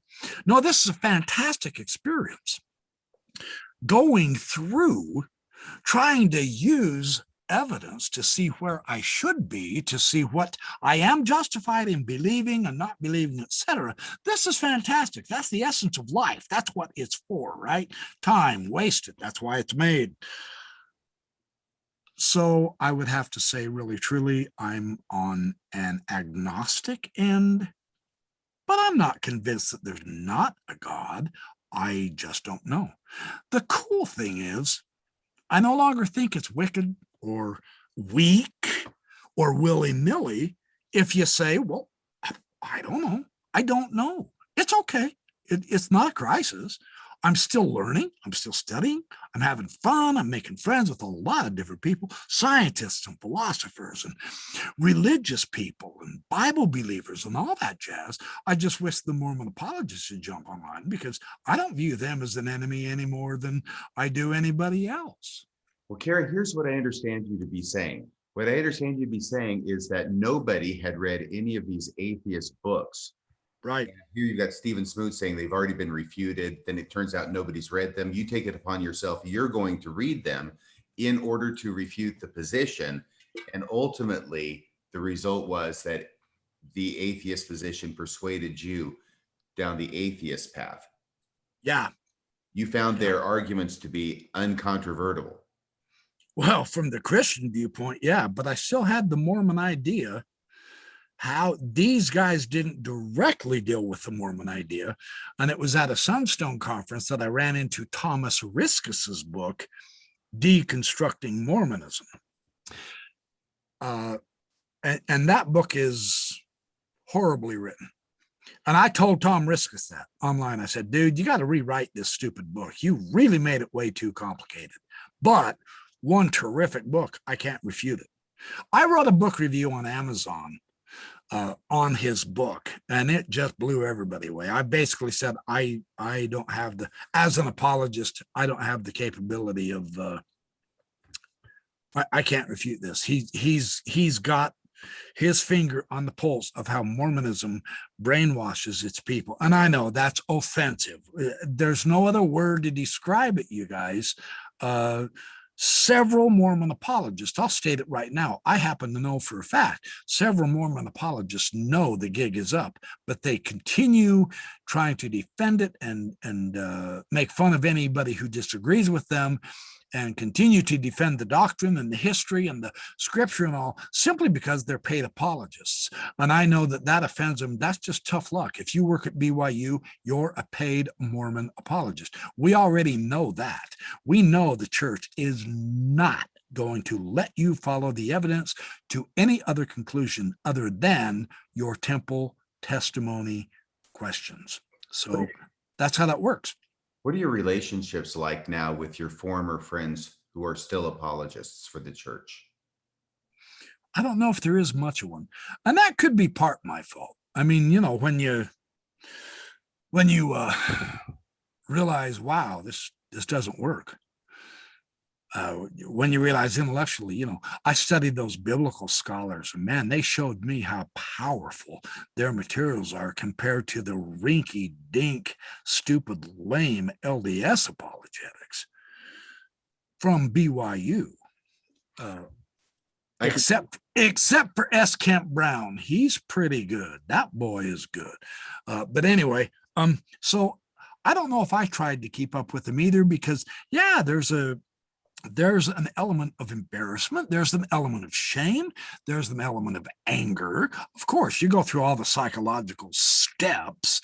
And I think I am beyond that. Part of the reason this is a blessing that I kept putting you off, because now I'm past that anger stage. I don't have to sit here and erupt and rant and rave and scream and yell and scream, poor me, and how much I hate Mormons and I'm sick of being deceived. That's the problem with the Reddit ex-Mormon site.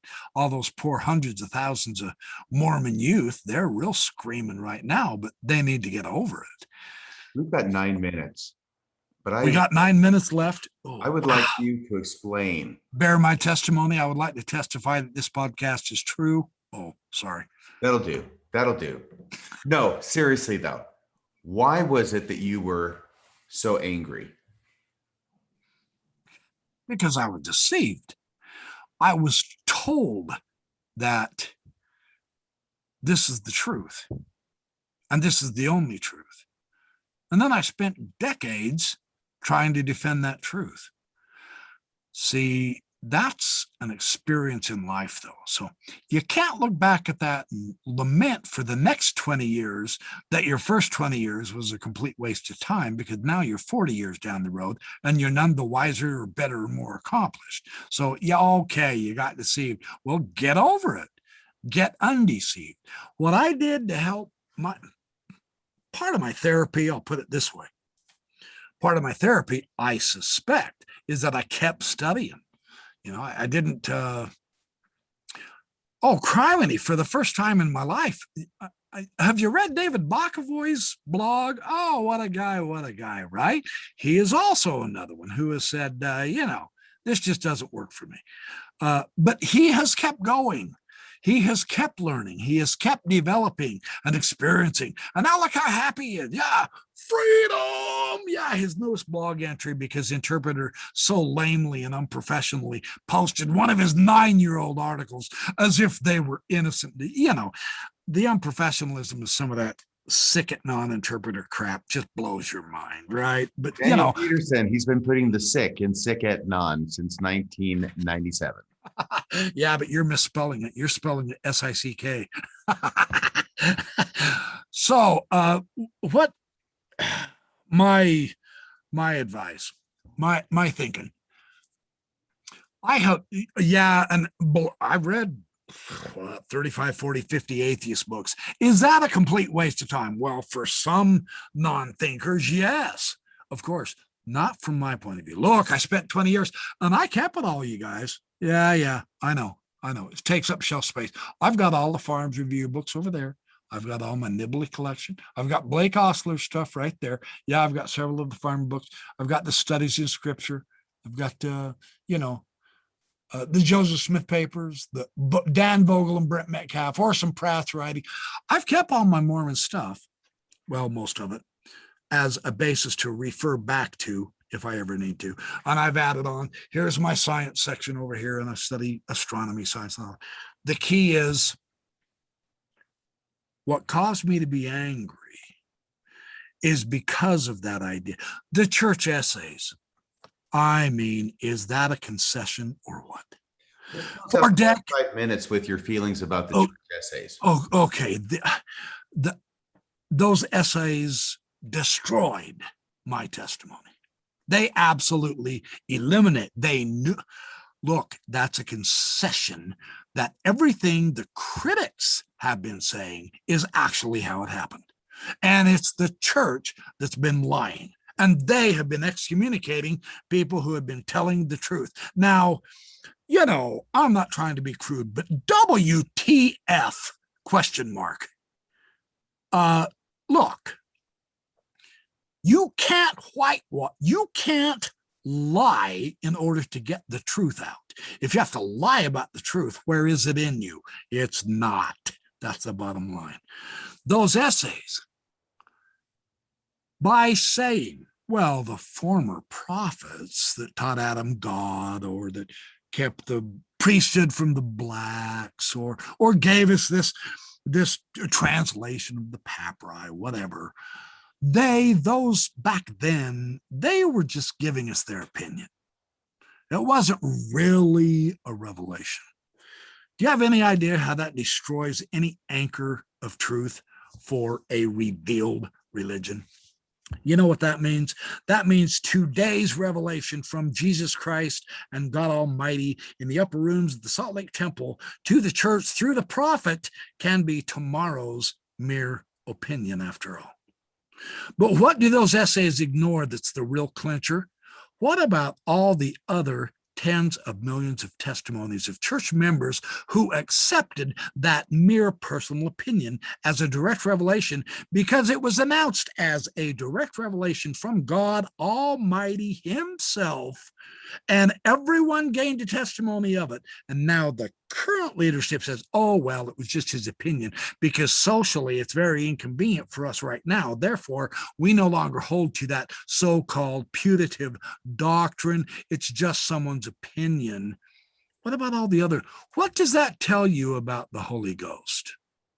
You just think about that. You think I'm bluffing. You think about that, and you'll start reading this atheist literature too, because that's one of the most powerful atheist arguments. And the church has made it for them in those ridiculous essays. Finally, coming clean. Why'd you have to come clean in the first place? If you have the truth, you don't have to worry about that. So here we go. The anchor's gone. What do? You're adrift. You're a rudderless ship. Heck, you don't even have a ship, So now it's time to dog paddle for a while. According to Elder and Sister Renlund, the church is now a dilapidated dinghy. Ooh, what a metaphor. Were you aware of that? No, I was not. You later on the phone after the show, but now that's we're pretty good metaphor.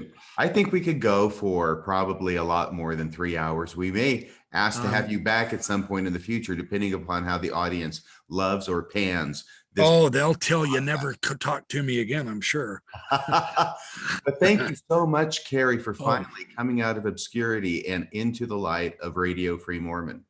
My pleasure. Thank you for letting me just babble on and on. Hey, get it? Babylon? Yeah. All right. Yeah. Got it. Now you got it. Thank you once again, and we'll talk more in the future. Ladies and gentlemen, this has been Kerry Shirts, aka the Backyard Professor, on Radio Free Mormon. I almost said Mormonism Live on Radio Free Mormon. So thanks so much. This is Radio Free Mormon signing off the air.